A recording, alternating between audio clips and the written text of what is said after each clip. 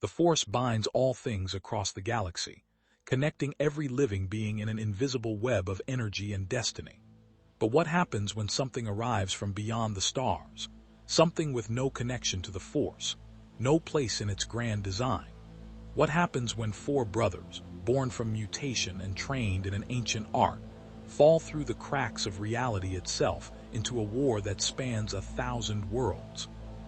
The portal ripped open like a wound in space, crackling with purple energy that had no business existing in this dimension. It appeared without warning in the perpetual twilight of Coruscant's level 1313, deep in the Undercity, where the gleaming spires of the Republic's capital world became a forgotten memory. The rift hung suspended for 3 seconds, an eternity and an instant, before spitting out 4 shapes that tumbled through the toxic smog and crashing into a pile of discarded cargo containers with a tremendous clang that echoed through the grimy streets. "Oh, Donnie, remind me to never let you calibrate Krong tech ever again," Michelangelo groaned, his nunchucks tangled around his shell as he struggled to stand. The orange-masked turtle shook his head, trying to clear the disorientation. Everything smelled wrong, recycled air, ozone, and something acrid he couldn't identify. "That wasn't calibration, that was dimensional collapse," Donatello shot back, his purple mask askew as he frantically checked the smoking remains of the device still clutched in his 3-fingered hand. The bow staff strapped to his shell had survived the journey, but his jury-rigged portal stabilizer was now a melted lump of useless circuits. The Krong's frequency modulator must have intersected with some kind of... He stopped mid-sentence, his eyes going wide as he looked up. "Guys, where are we?" Leonardo was already on his feet, katanas drawn, his blue mask reflecting the sickly neon glow of advertisements in a language none of them could read. His leader instincts kicked in immediately, assessing threats, cataloging escape routes, positioning himself between his brothers and the unknown. Defensive formation. Donnie, status report. Raph, cover our 6. "On it, fearless," Raphael growled, his red mask pulled tight as he gripped his sai, scanning the shadows. The alley they'd crashed into was narrow, flanked by towering structures that seemed to climb forever into a sky they couldn't see. Dozens of beings, some humanoid, most decidedly not, scattered at the sound of their arrival, disappearing into doorways and side passages with the practiced speed of people who knew when to mind their own business. "I'm getting readings that don't make any sense," Donatello said, pulling out his scanner, miraculously still functional. "The electromagnetic spectrum is all wrong. There's some kind of energy field permeating everything and the star positioning." He trailed off, his face going pale green. "Leo, we're not on Earth. We're not even in our solar system. We're not in any system I've ever charted." "Define not in any system," Leonardo said carefully, though his grip on his katanas tightened. "I mean we're nowhere near Earth. The constellations are completely alien. If my calculations are right, and they usually are, we've been displaced across. I don't even know. Maybe another dimension entirely." "Awesome," Mikey said weakly. "So we pulled a Wizard of Oz thing, except instead of Kansas, we left New York, and instead of a yellow brick road, we got..." He gestured at the grimy, neon-soaked Undercity around them. Blade Runner's ugly cousin. Before anyone could respond, the sharp whine of repulsor engines filled the air. 3 vehicles, sleek, angular craft with weapons mounted on their sides, descended from above, their searchlights cutting through the smog. A voice boomed from speakers, harsh and mechanical, speaking in that same incomprehensible language. "I don't think they're saying, 'Welcome to the neighborhood,'" Raph muttered. The lead vehicle's weapons powered up with an ominous hum. Leonardo's mind raced.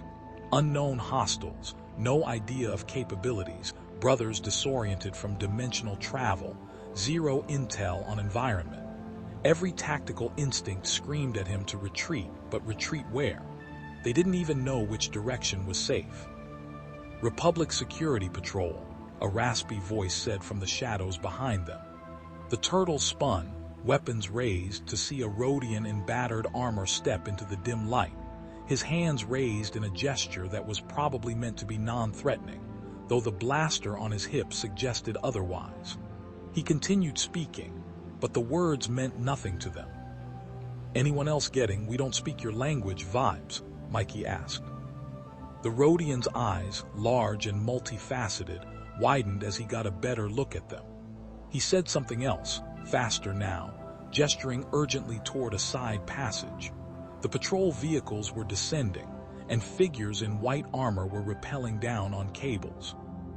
"Guys, I'm reading weapons signatures on those flying things that could cut through our shells like butter," Donatello warned, his scanner beeping frantically. "Whatever those soldiers are carrying, it's not kinetic, some kind of plasma-based technology." Leonardo made the call. "We move now, don't engage unless necessary." He pointed his katana at the Rodian. "You lead."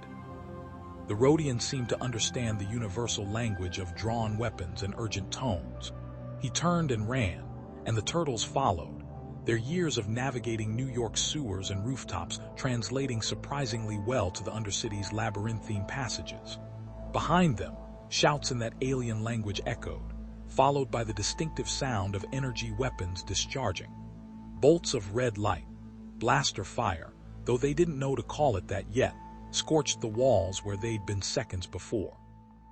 "They're shooting at us," Mikey yelped, diving behind a corroded support pillar. "Why is everyone always shooting at us? We just got here." "Less talking, more running," Raph barked, his powerful legs propelling him forward as another volley of blaster bolts streaked past. One caught his shell with a glancing hit, and he felt the searing heat even through his natural armor. "Okay, that hurt. That really hurt." The Rodian led them through a maze of passages, down rusted stairs, across catwalks that swayed dangerously under their weight. The patrol vehicles couldn't follow into these tight spaces, but the soldiers on foot were persistent.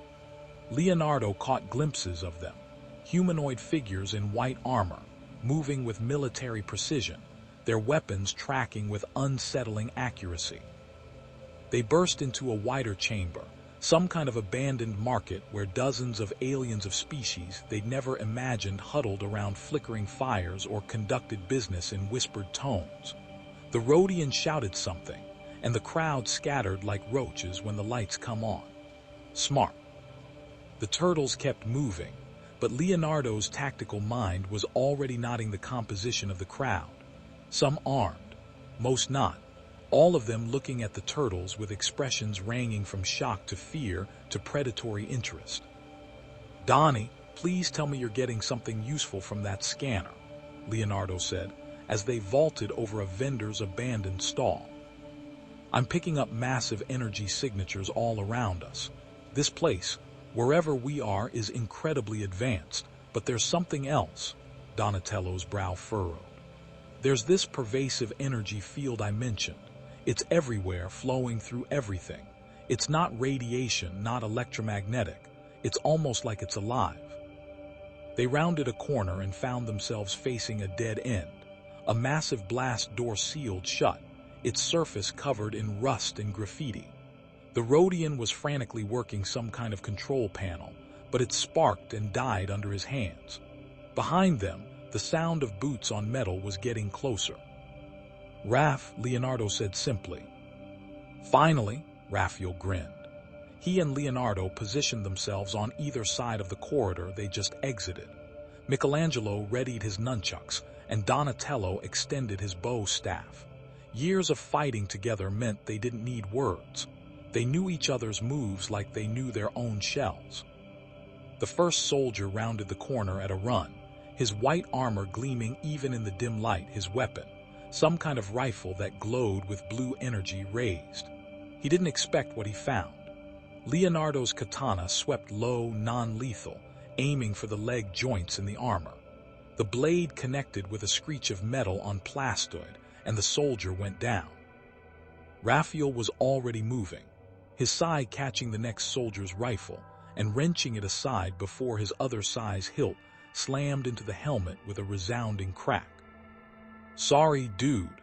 Nothing personal," Mikey called out, his nunchucks whirling in a defensive pattern that deflected blaster bolts back into the ceiling. His years of training with Splinter had taught him to redirect force, and apparently that worked on energy weapons too. More soldiers poured in, 6, 8, 10 of them. The turtles moved like water, like shadow, like everything Master Splinter had taught them. They were outnumbered, outgunned, in an alien environment facing enemies whose capabilities they didn't understand, and they were winning. Because they were brothers. Because they had trained their entire lives for impossible odds. Because they were ninja. Donatello's bow staff swept through 3 soldiers in one spinning arc, his analytical mind already deducing the weak points in their armor, joints, helmet seals, the power packs on their backs. Leonardo fought with precision, each movement economical, each strike calculated to disable without killing. That was their code, the way Splinter had taught them. They were warriors, but they were not killers. Raphael, despite his aggressive fighting style, pulled his strikes at the last second, choosing to knock soldiers unconscious rather than run them through. And Michelangelo, even in the chaos, couldn't help but call out, "Has anyone else noticed these guys all look exactly the same? Is that like a uniform thing or something weird?" The last soldier fell, and sudden silence descended on the corridor, broken only by their heavy breathing and the groans of the defeated security patrol. The Rhodian was staring at them with what might have been awe or terror, hard to tell with alien facial expressions. "Okay," Leonardo said, sheathing his katanas. "We need answers. Where are we? What planet is this?" And he approached the Rhodian slowly, hands raised peacefully. "Can you help us?" The Rhodian gestured frantically at the sealed door, then at his wrist device. He tapped it several times, and suddenly a holographic image appeared in the air, a miniature projection of what looked like a massive city planet, all gleaming spires and endless urban sprawl. He pointed at the image, then down at the ground, then said a single word that the turtles would come to know well: Coruscant. Before they could process this, a new sound echoed through the chamber, a rhythmic clicking, like metal on stone, getting closer. The Rhodian's eyes went wide with unmistakable fear. He grabbed Leonardo's arm and pulled, pointing desperately at a ventilation grate. "I'm guessing that's bad," Raph said. "Really bad," Donatello confirmed, his scanner going haywire. "Whatever's coming is giving off energy signatures that make those soldiers look like toys." The clicking grew louder, and then they saw it, a figure emerging from the shadows at the far end of the chamber. It walked on 2 legs but moved with an insectoid quality that set every instinct screaming. Its body was a nightmarish fusion of organic and mechanical, white armor plating covering alien flesh, and in its multiple hands it carried weapons and what looked like lightsabers, though the turtles had no context for what those elegant weapons represented.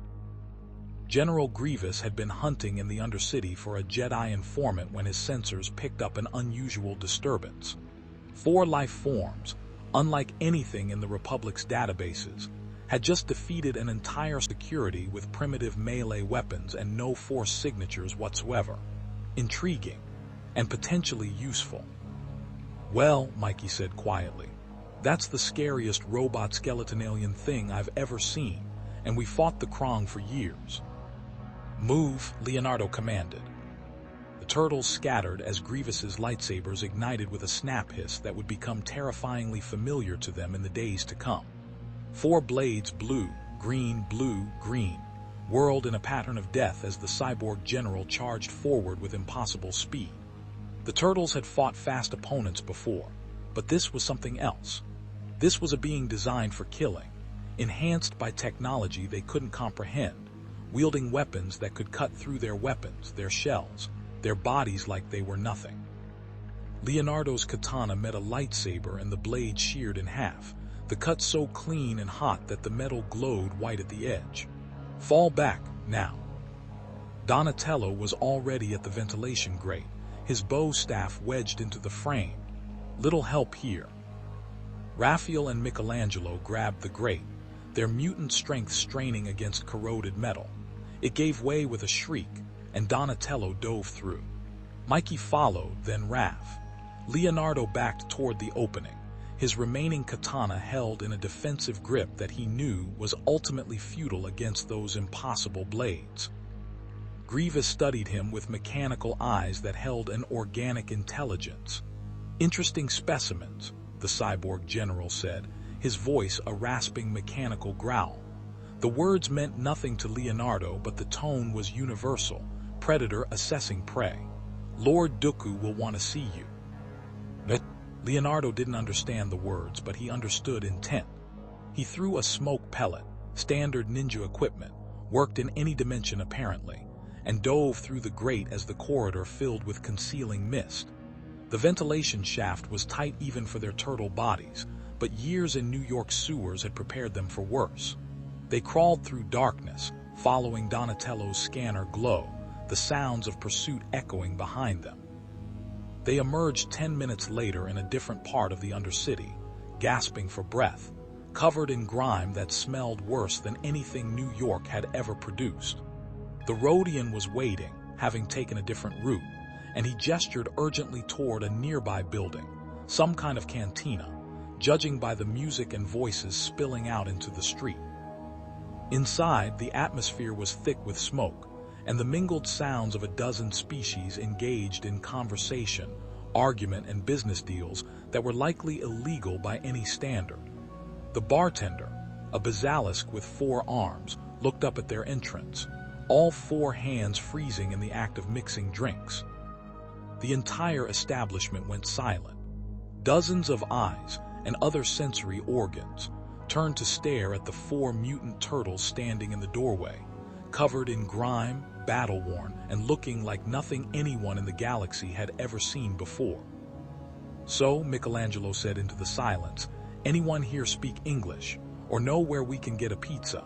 I'm starving." The Rhodian who'd helped them stepped forward and spoke rapidly to the bartender in that flowing, incomprehensible language.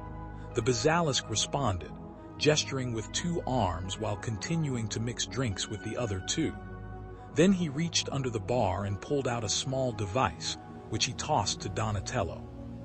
The purple-masked turtle caught it reflexively, examined it for 3 seconds, and his eyes lit up. "It's a translation matrix, some kind of universal language processing device." His fingers flew over the controls. "If I can just interface this with our comm systems."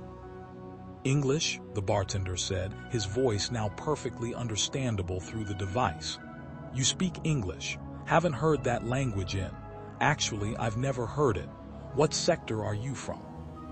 The turtles exchanged glances. Leonardo made a decision. They needed information and they needed allies. "We're not from any sector. We're from somewhere else. Another dimension, we think. We need help getting home." The cantina remained silent for a long moment. Then someone laughed, a harsh, barking sound. Then another. Soon the entire establishment was roaring with laughter, as if Leonardo had told the funniest joke in galactic history. "Dimensional travelers," someone shouted. "What's next, time-traveling Wookiees?" But the bartender wasn't laughing. He was studying them with an intensity that made Leonardo's hand drift toward his remaining katana. "Jarvik here," he gestured at the Rhodian, "says you took down a Republic patrol and escaped from Grievous himself, without the Force, without blasters, with those." He pointed at their weapons. "The Force?" Donatello asked, but the bartender ignored him. "That kind of skill is valuable in the Undercity, especially now with the war on. Lots of people need problems solved quietly, people who pay well." His 4 arms folded across his massive chest. "You want help getting home? That kind of dimension-jumping tech doesn't come cheap. You're going to need credits, lots of them." "We're not mercenaries," Leonardo said firmly. "No," the bartender agreed. "You're something else, something new. And in this galaxy, that makes you either very valuable or very dead."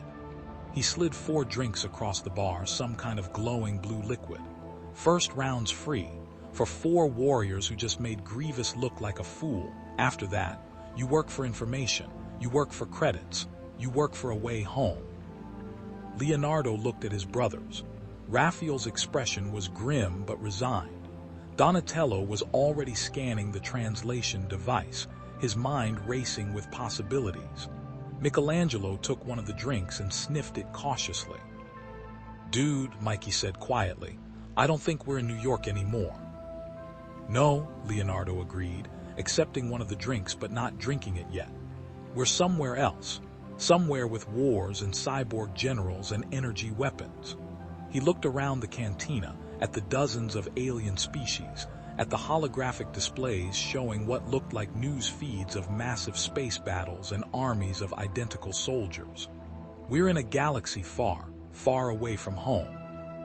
"Then we find a way back," Raphael said, his voice hard with determination. "Whatever it takes." "Agreed," Donatello said. "But first, we need to understand this place. The technology, the power structures, the rules of engagement." His eyes gleamed with scientific curiosity despite their dire situation. "This force everyone keeps mentioning, the energy field I'm detecting, it might be the key to everything." The bartender chuckled, a sound that resonated through all four of his throats.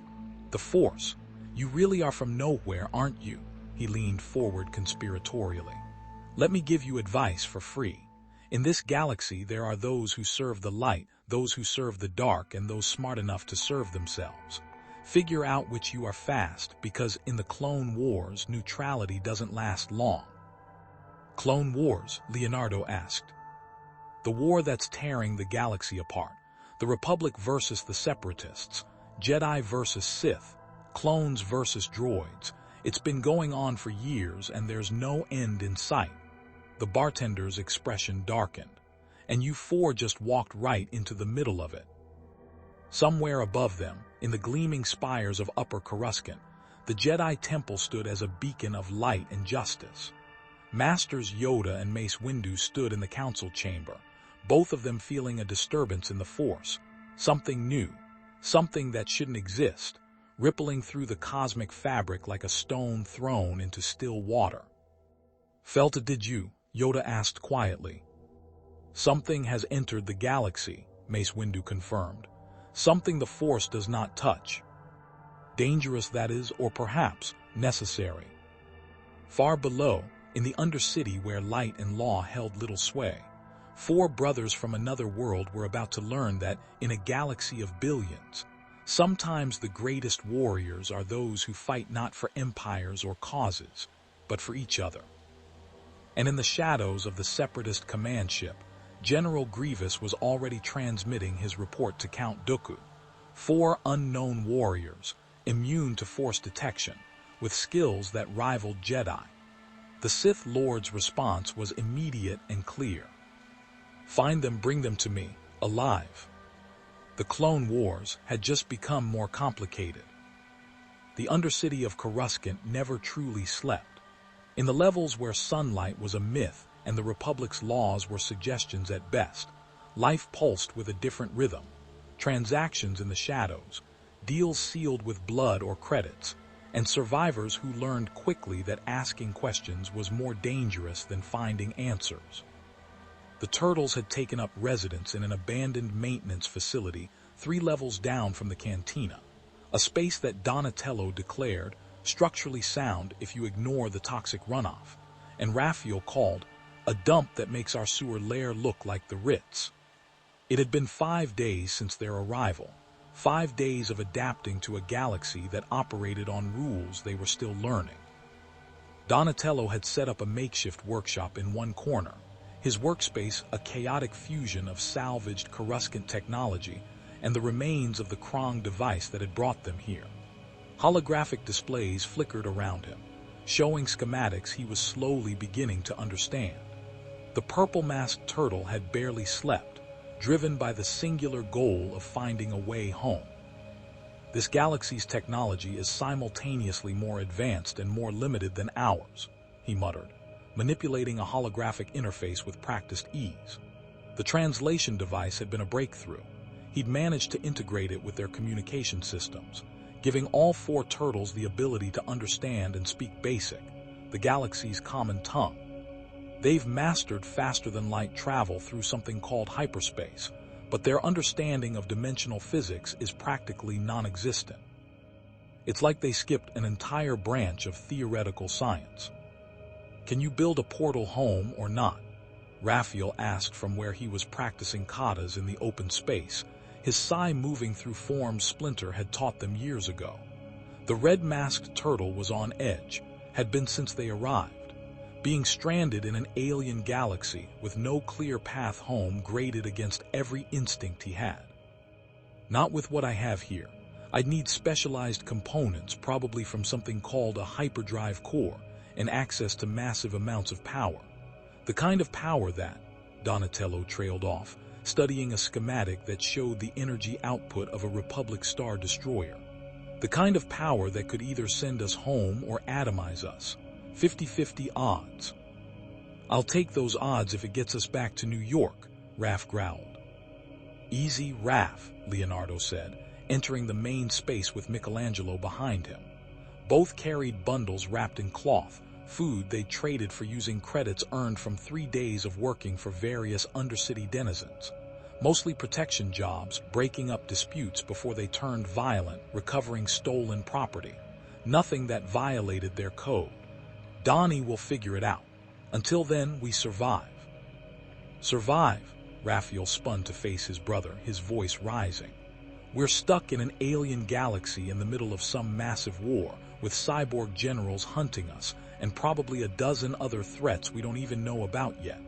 Master Splinter doesn't know where we are. April and Casey probably think we're dead, and we're just going to survive, while Donnie tinkers with alien tech. The tension in the room ratcheted up instantly. Michelangelo set down the food carefully, his usual joking demeanor subdued. He'd been quieter since their arrival, and the others had noticed. Mikey was their emotional barometer. When he stopped making jokes, things were serious. What do you want me to say, Raph? Leonardo's voice was controlled, but his brothers could hear the strain beneath it. That I have all the answers. That I know exactly how to get us home. I don't. None of us do, but falling apart isn't going to help. I'm not falling apart, I'm being realistic. We can't just keep our heads down and hope this works out. We need a plan, a real one. The plan, Leonardo said, his tone hardening, is to gather resources, understand this galaxy's power structures, and work toward getting home without getting killed. That means being smart, being careful. Being scared, Raphael shot back. The words hung in the air like a thrown blade. Leonardo's hand drifted toward his remaining katana. He'd replaced the destroyed one with a vibra-blade purchased from an undercity weapons dealer. But it wasn't the same. And for a moment, the Brotherhood that had sustained them through countless battles felt paper-thin. Guys, Michelangelo said quietly, don't. Donatello powered down his holographic displays. Raph, Leo's right, we can't afford to make emotional decisions. And Leo, he turned to the blue-masked turtle, Raph's right too, we can't just react, we need to be proactive. He pulled up a new display, a map of Coruscant's levels, marked with dozens of points of interest he'd identified. I've been monitoring communications.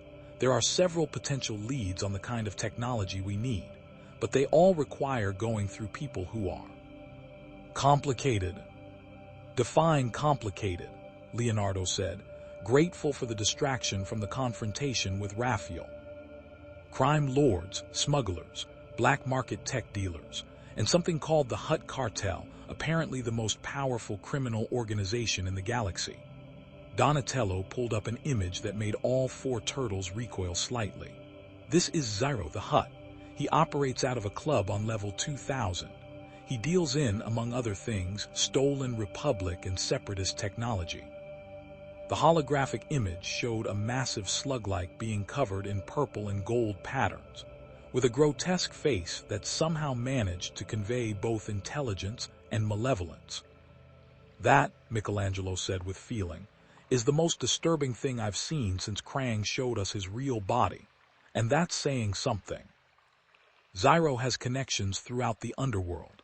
If anyone can point us toward hyperdrive components or dimensional technology, it's him. But Donatello's expression grew more serious. The Hutts are dangerous. They own people, traffic in slaves, and have enough muscle to go to war with entire planetary governments. Approaching them is risky. Everything here is risky, Raphael said, but his anger had cooled slightly. He and Leonardo exchanged a look, not quite an apology but an acknowledgement. They'd fought before, would fight again. That's what brothers did. At least this risk moves us forward. Before Leonardo could respond, the facility's improvised alarm system, a series of tin cans Michelangelo had rigged near the entrance, clattered to the ground. Someone was coming. 4 someones, based on the footsteps echoing through the corridor. The turtles moved instantly into defensive positions, weapons drawn. The entrance hatch hissed open, and a figure stepped through that made even Raphael pause. He was humanoid, blue-skinned, with red eyes that seemed to catalog everything in the room in a single glance. He wore a wide-brimmed hat, a long coat, and carried himself with the easy confidence of someone who'd never met a situation he couldn't shoot his way out of. Behind him stood 3 others, a Wookiee, a Trandoshan, and a droid with a menacing chassis. "Well now," the blue-skinned alien said, his voice carrying a distinctive drawl, "when Ziro told me he'd heard about 4 turtle beings working the Undercity, I thought he'd finally lost what passes for a mind in that slug brain." Cad Bane smiled, revealing sharp teeth. "Looks like I owe him an apology." "You have 5 seconds to explain who you are and why you're in our home," Leonardo said, his voice deadly calm. Cad Bane's smile widened. "I like you already, direct, no posturing." He tipped his hat slightly. "Name's Cad Bane. I'm what you might call a solutions provider. You have a problem that needs solving, I solve it, for the right price." His red eyes gleamed. "And you 4, you're about to become either my biggest problem or my most profitable partnership." "We're not interested in partnerships with bounty hunters," Donatello said, his scanner having already identified the weapons Bane and his crew carried, enough firepower to level the facility. "Bounty hunter," Bane laughed. "I suppose that's one way to describe what I do, but you're half right. I'm not here to partner with you. I'm here to deliver a message." He pulled out a small holoprojector and activated it.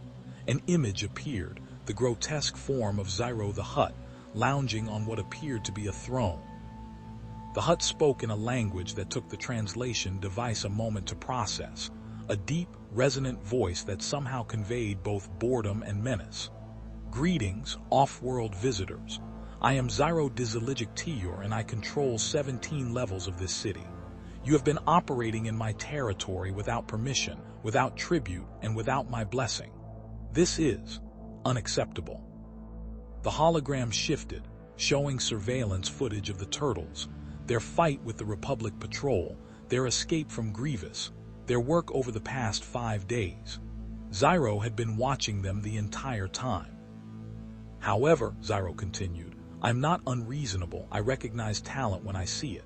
You want something, information, technology, a way home perhaps." The Hutt's laugh was like grinding stone. "Everything has a price. Come to my establishment, we will discuss terms. Refuse and I will ensure that every hunter, every gang, every desperate being in the Undercity knows exactly where to find you. And believe me, the price on 4 unique specimens like yourselves would be substantial." The hologram flickered off. Cad Bane pocketed the device. "So here's how this works. You come with me peacefully to meet Ziro, or I bring you in the hard way. Your choice, but I get paid either way, so frankly, I'm hopping you choose hard." The Wookiee behind him growled, a sound that needed no translation. The Trandoshan hissed, his clawed hand resting on a massive blaster. The droid's photoreceptors glowed red, targeting lasers painting spots on each turtle's chest. Leonardo's mind raced. They were outgunned, in an unfamiliar environment, with no backup. But fighting now meant making an enemy of this Ziro and likely half the Undercity. And if Ziro really did have information about the technology they needed. "Stand down," Leonardo said to his brothers. "We'll meet with Ziro." Raphael started. "We'll meet with him," Leonardo repeated, his tone brooking no argument. "But we walk in on our own terms, not as prisoners." Cad Bane studied him for a long moment, then nodded slowly.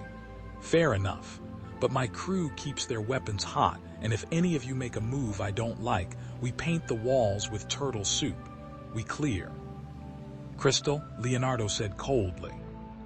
The journey through the Undercity to Ziro's establishment took 30 minutes, winding through passages that grew progressively more opulent as they ascended levels.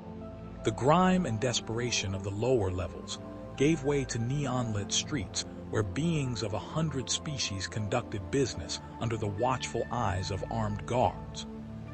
Ziro's club was impossible to miss, a massive structure of purple and gold that pulsed with music and light. The entrance was guarded by Gamorrean warriors, pig-like beings with axes that looked like they could cleave a speeder in half. Inside, the atmosphere was thick with smoke, the mingled scents of a dozen species, and the sound of music that seemed to vibrate through the floor itself. The main chamber was vast, filled with gambling tables, dancers, and patrons who ranged from well-dressed businesspeople to scarred mercenaries. And at the far end, on a raised dais, was Ziro the Hutt himself. The massive slug-like being was even more imposing in person, his body adorned with jewelry that probably cost more than a small starship. "Ah," Ziro said as they approached, his voice now directly understandable through their translation devices. "My mysterious visitors, how delightful." His massive eyes studied them with unsettling intelligence. "Please sit, or, well, whatever it is you do." Cushions had been arranged before the dais, the closest thing to chairs the establishment could provide on short notice. The turtles remained standing, a unified front, while Cad Bane and his crew took positions around the room's perimeter.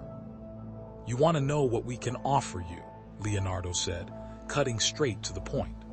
"And we want to know what you know about dimensional technology and hyperdrive components." "Direct," Ziro purred. "I appreciate that. So many beings waste my time with pleasantries and posturing." He gestured with one stubby arm, and a serving droid appeared with a tray of drinks. "But let me tell you what I see when I look at you four. I see warriors who defeated a Republic patrol without breaking a sweat. I see beings who escaped from General Grievous, a feat that Jedi struggle to accomplish. I see individuals with skills that are not enhanced by the Force, which makes you very, very valuable in a galaxy where Force users hold disproportionate power."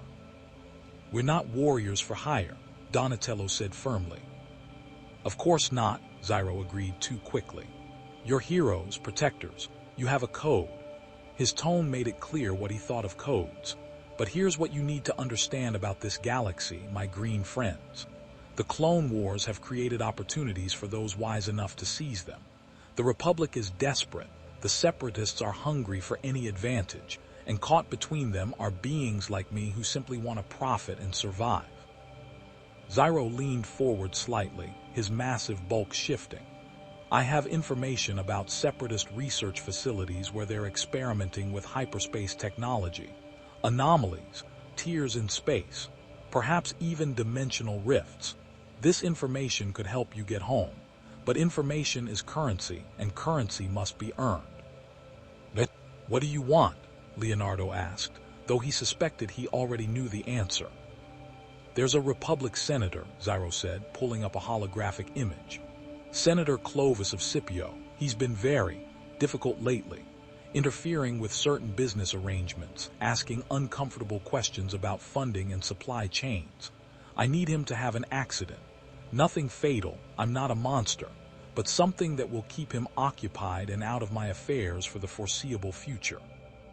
"No," Leonardo said immediately. "We don't intimidate politicians or work for crime lords." "How noble," Ziro said, his voice hardening. "Then let me make this simple. You refuse my offer, and I tell the Republic you're Separatist spies. I tell the Separatists you're Republic agents. I tell every bounty hunter from here to the outer rim that you're worth 100,000 credits each.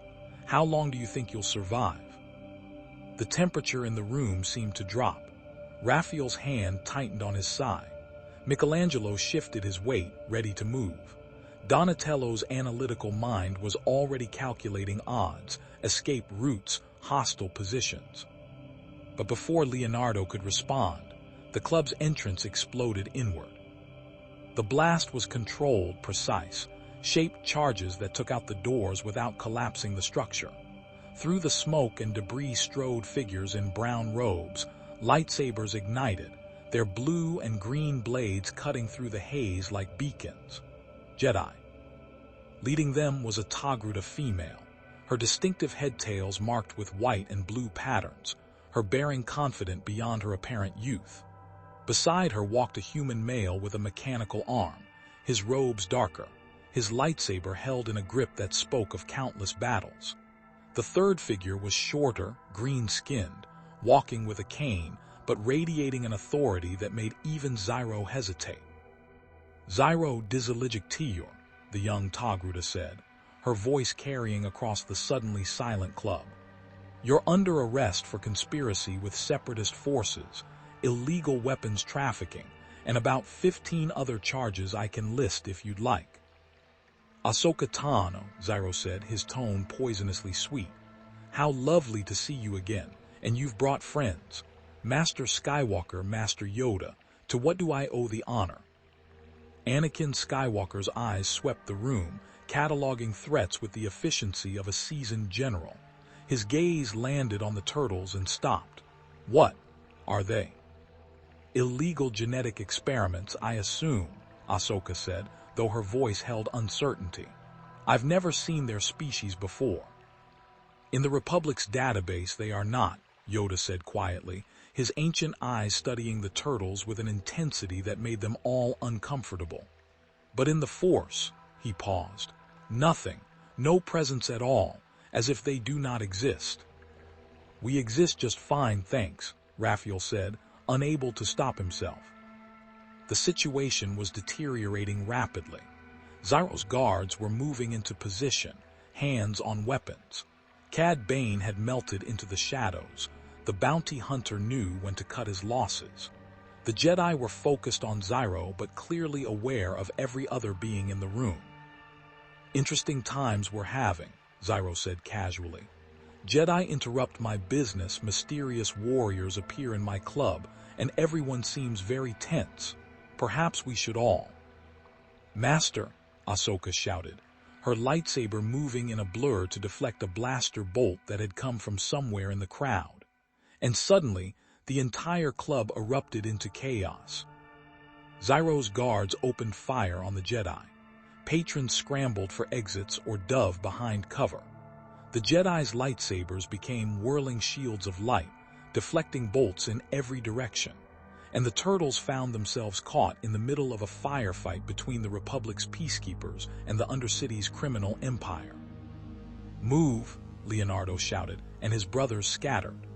Years of fighting in the chaos of New York streets had prepared them for this: urban combat, multiple hostiles, rapidly changing situations. They flowed through the battle like water, avoiding blaster bolts, disarming guards with non-lethal precision, making their way toward the nearest exit. Michelangelo's nunchucks wrapped around a Gamorrean's axe, redirecting it into a support pillar. Raphael's sai caught a blaster rifle, snapping it in half before his elbow struck the guard's helmet. Donatello's bow staff swept 3 opponents off their feet in a single spinning arc. Leonardo moved through the chaos like a ghost, his katana and vibroblade a whirlwind of controlled violence that left unconscious bodies in his wake. They were almost to the exit when Anakin Skywalker landed in front of them, his lightsaber raised but not in an aggressive stance. "Stop! We're not your enemies." "Then get out of our way," Raphael growled. "I can't do that. Master Yoda wants to speak with you." Anakin's eyes darted between them, trying to understand what he was seeing. "You're not droids, not clones, not any species I recognize. And you fight like Jedi, but without the Force. What are you?" "We're from out of town," Michelangelo said. "Way out of town." Behind them, Ahsoka had cornered Ziro, her lightsaber at the Hutt's throat, while Master Yoda calmly deflected blaster bolts with minimal movements of his small hands. The battle was ending, the guards surrendering or fleeing. Leonardo made a split-second decision. They could fight the Jedi, probably even escape, given their skills, but that would make them fugitives from both the Republic and the underworld. Or they could talk, risk exposure but potentially gain allies who might have resources even Ziro didn't. "We'll talk," Leonardo said, lowering his weapon slightly. "But not here, somewhere secure, and you answer our questions too." Anakin studied him for a long moment, then nodded slowly. "The temple. You'll come with us to the Jedi temple." "The what now?" Mikey asked. "Trust me," Anakin said, deactivating his lightsaber. "If you're really from out of town, the temple is the safest place in the galaxy for you right now." As Republic gunships descended to extract the Jedi and their prisoners, the turtles found themselves faced with a choice that would define their place in this war-torn galaxy. Remain in the shadows, surviving on the fringes, or step into the light and face whatever consequences came with it. Leonardo looked at his brothers. Raphael gave a curt nod. Donatello's expression was cautiously optimistic. Access to Jedi technology could be exactly what he needed. Michelangelo shrugged. "When in Rome," he said. "Or, space Rome." "We'll come," Leonardo told Anakin. "But we're not prisoners, and the first sign that this is a trap." "You'll fight your way out," Anakin finished, a slight smile crossing his face. "Yeah, I got that impression, fair enough." He activated his comlink. "Ahsoka, we're bringing guests, 4 of them, very unusual guests. Clear it with the Council." As they boarded the Republic gunship, leaving the chaos of Ziro's club behind, none of them noticed the small probe droid that had recorded the entire encounter, or the transmission being sent to a separatist command ship in orbit. Count Dooku watched the footage of the turtles fighting alongside the Jedi with great interest. "So," he murmured, "Grievous was correct. 4 warriors unknown to the Force with skills that rival even trained Jedi." He stroked his elegant beard thoughtfully. "Lord Sidious will want to know about this, but perhaps there's an opportunity here. If they truly are not of this galaxy, they have no loyalty to the Republic, and loyalty is such a flexible concept when properly motivated." He opened a secure channel. "General Grievous, continue your surveillance of these creatures, but do not engage. Not yet. First, let's see what the Jedi do with them. Then we'll decide whether they're weapons to be acquired or threats to be eliminated." In the gunship, as Coruscant's gleaming upper levels came into view and the massive ziggurat of the Jedi Temple rose before them, the turtles were about to discover that, in a galaxy torn by war, neutrality was a luxury no one could afford for long. And the Force itself, that mystical energy that bound all living things, rippled with uncertainty around 4 beings who existed outside its touch, wildcards in a game that had been played the same way for millennia. The Clone Wars would never be the same. The Jedi Temple rose above Coruscant like a monument to an age when the Force guided the galaxy toward peace. Its 5 spires reached toward the sky, visible from nearly every level of the city planet, a constant reminder that the Guardians of the Republic stood watch. For 1,000 generations, the Jedi had been the galaxy's peacekeepers, mediators, and when necessary, warriors. But the Clone Wars had changed everything, transforming philosopher knights into generals, turning meditation chambers into war rooms. The Republic gunship glided through the temple's hangar bay, past dozens of other craft, sleek Jedi starfighters, military transports, and diplomatic vessels. The turtles took it all in with varying degrees of wonder and wariness. Michelangelo pressed his face against the viewport, his eyes wide. Donatello was already scanning everything, his analytical mind cataloging the technology on display. Raphael kept his hand near his side, muscles tense, ready for whatever came next.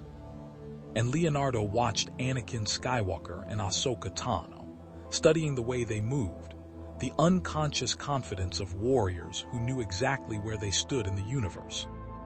The gunship touched down, and the loading ramp descended with a pneumatic hiss. The hangar was bustling with activity. clone troopers in white armor conducting maintenance, Jedi in various robes coming and going, and droids of every configuration performing tasks with mechanical efficiency. "Stay close," Anakin said, though his tone was more advisory than commanding. "The temple can be overwhelming if you're not used to it." "We've dealt with overwhelming before," Raphael muttered, but he stayed close to his brothers as they descended the ramp. The moment their feet touched the temple floor, every Jedi in the hangar stopped what they were doing. Conversations died mid-sentence. Mechanics froze with tools in hand. Even the clone troopers, who had seen every manner of alien species in the service of the Republic, stared openly at the 4 mutant turtles walking through their midst. "Is it always like this?" Michelangelo whispered. "Because I'm getting some serious stranger-in-town vibes." "You're force blank," Ahsoka explained quietly as they walked. "Most beings have some presence in the Force, even if they're not sensitive to it, but you 4.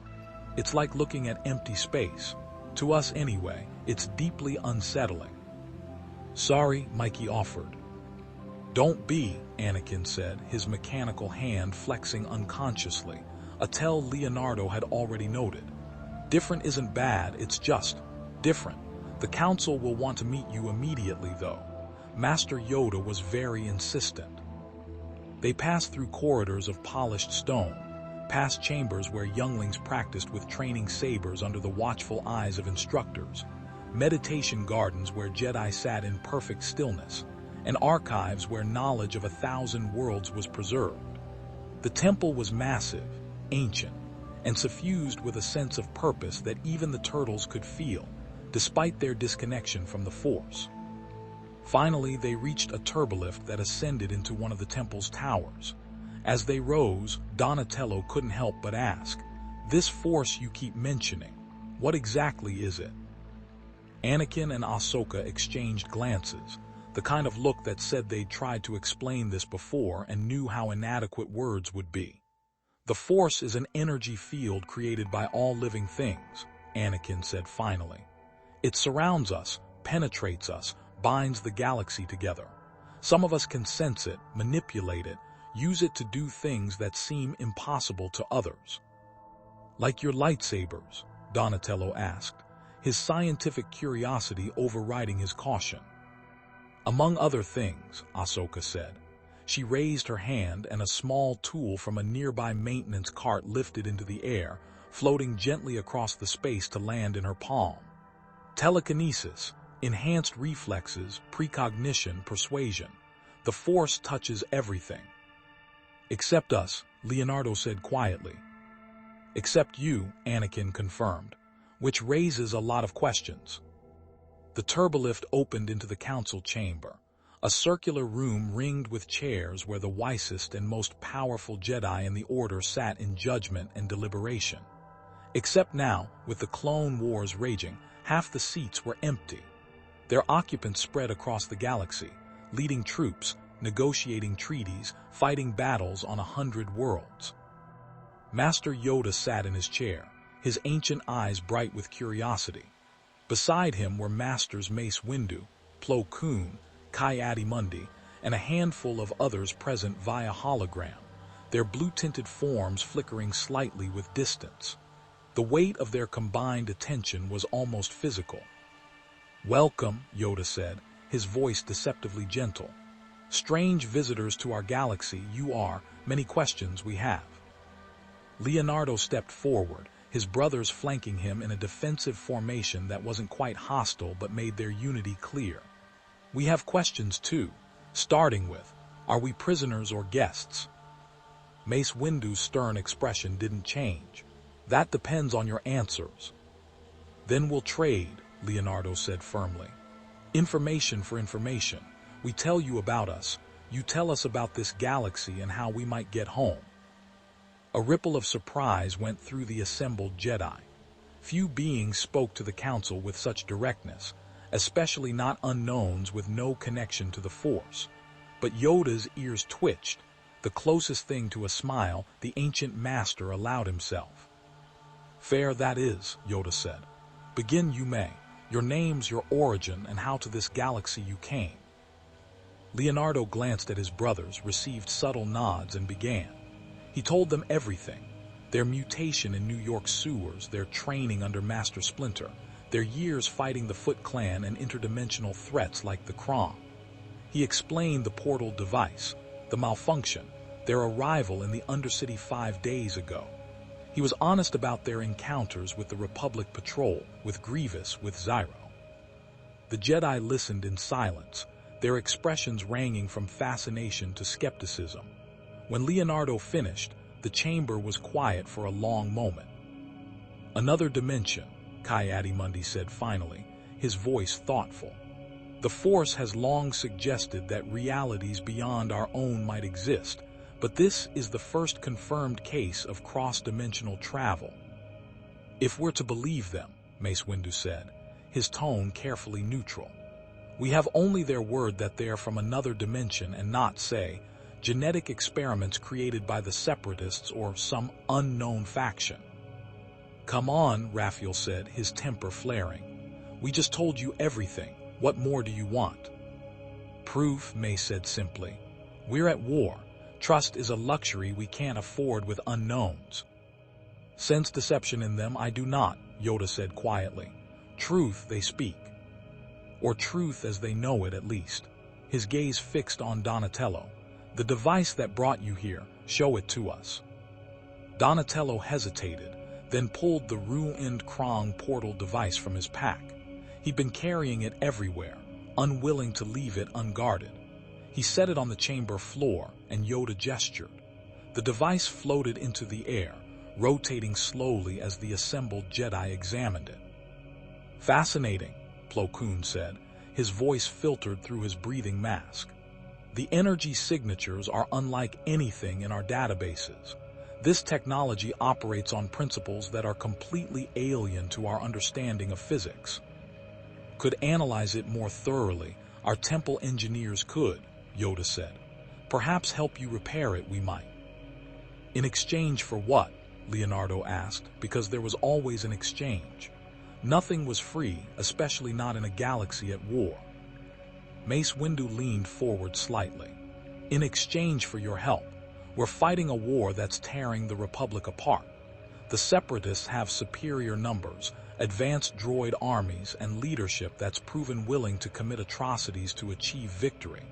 We need every advantage we can get. We're not soldiers, Leonardo said firmly, and we don't kill. Neither do we, as a rule, Anakin said from where he stood at the chamber's edge. Jedi are peacekeepers, not executioners. We fight to protect, to defend, not to destroy. But you are fighting, Raphael pointed out. You just said you're leading armies fighting battles. That's being soldiers, no matter what you call it. The chamber fell into an uncomfortable silence. It was Ahsoka who spoke next, her young voice carrying a weight it shouldn't have had to bear. The war wasn't our choice. The Separatists attacked the Republic, and the Jedi were asked to defend it.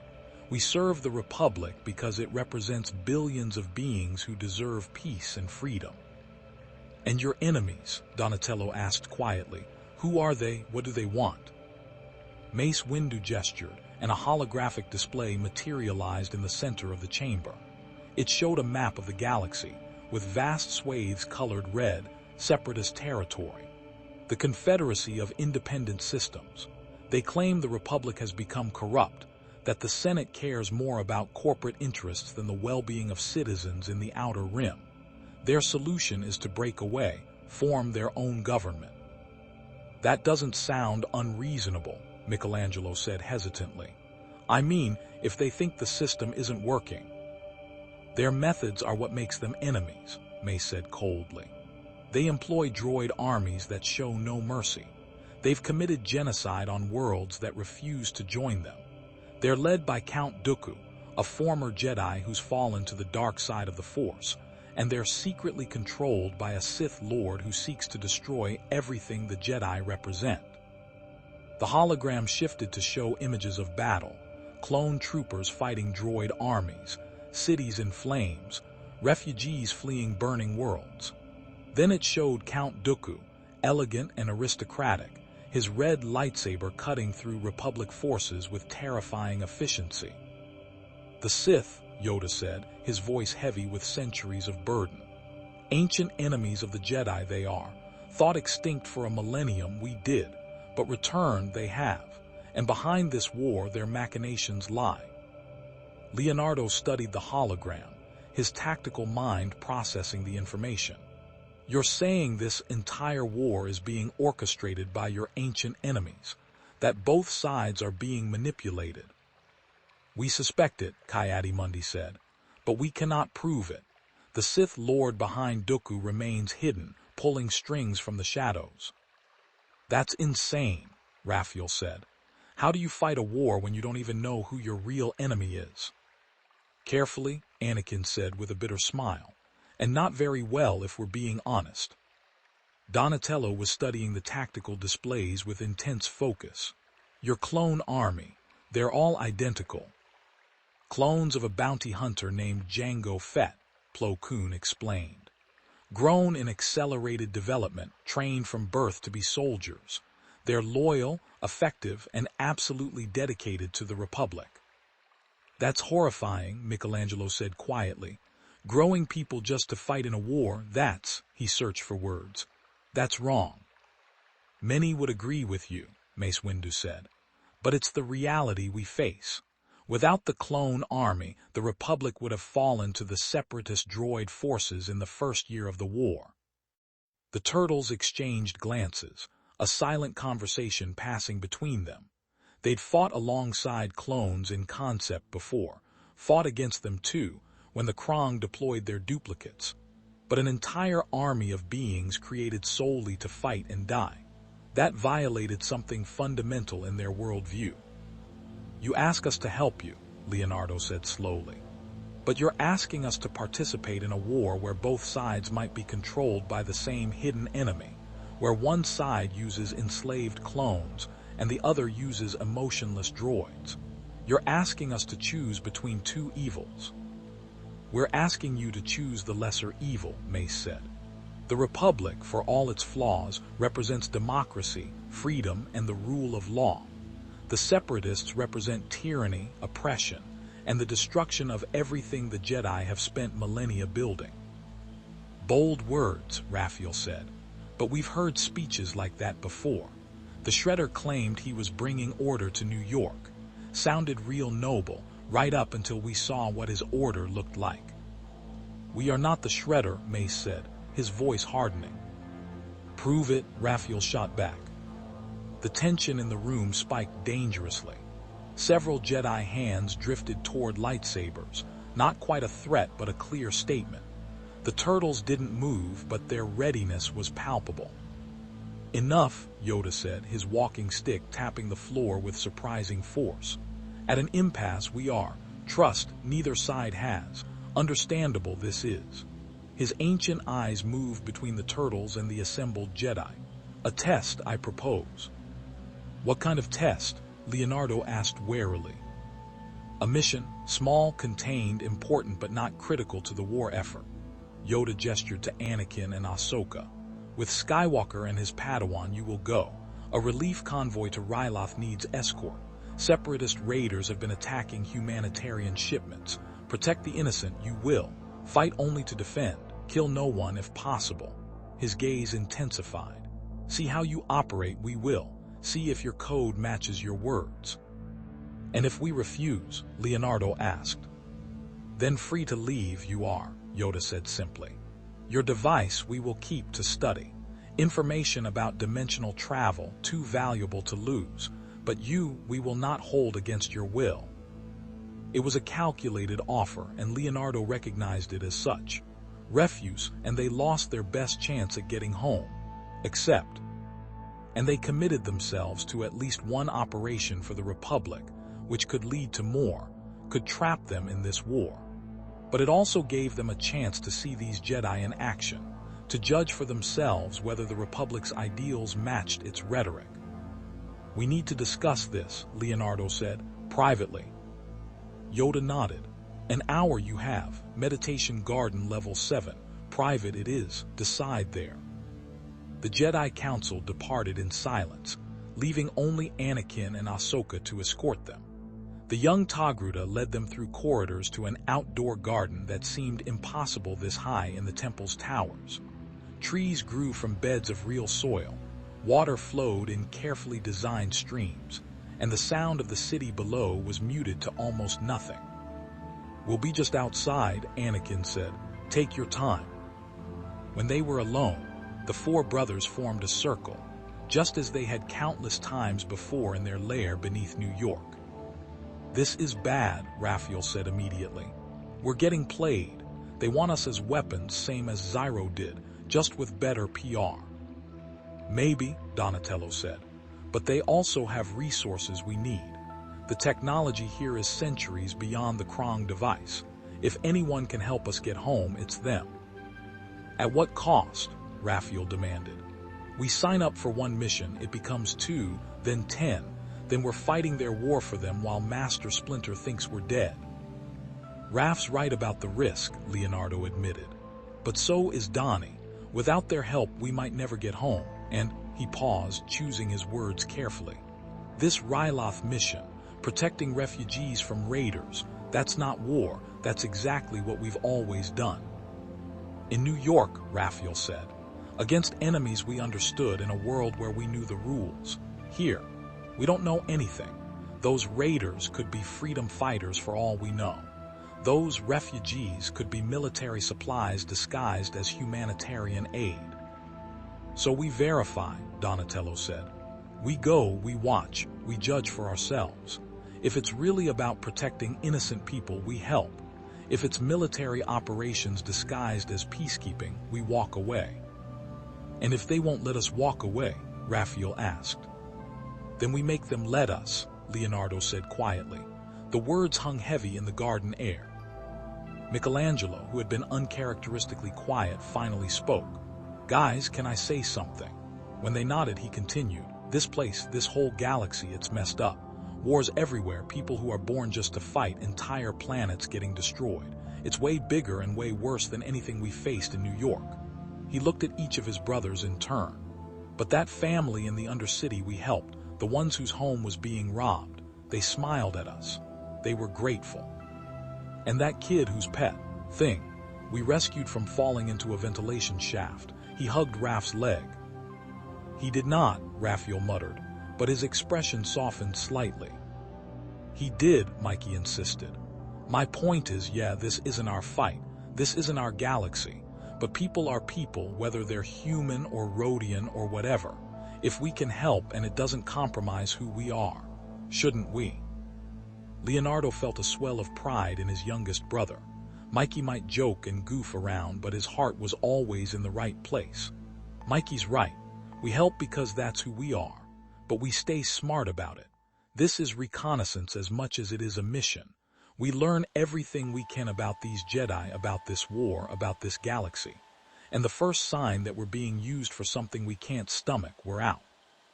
"What about Donnie's research?" Raphael asked. "The portal device." "I'll make copies of all my schematics," Donatello said. "Hide them in multiple locations in the Undercity. If they try to hold the device hostage, we'll have backups. And I'll keep gathering data on hyperdrive technology. One way or another, we're getting home." They were silent for a moment, the weight of the decision settling over them.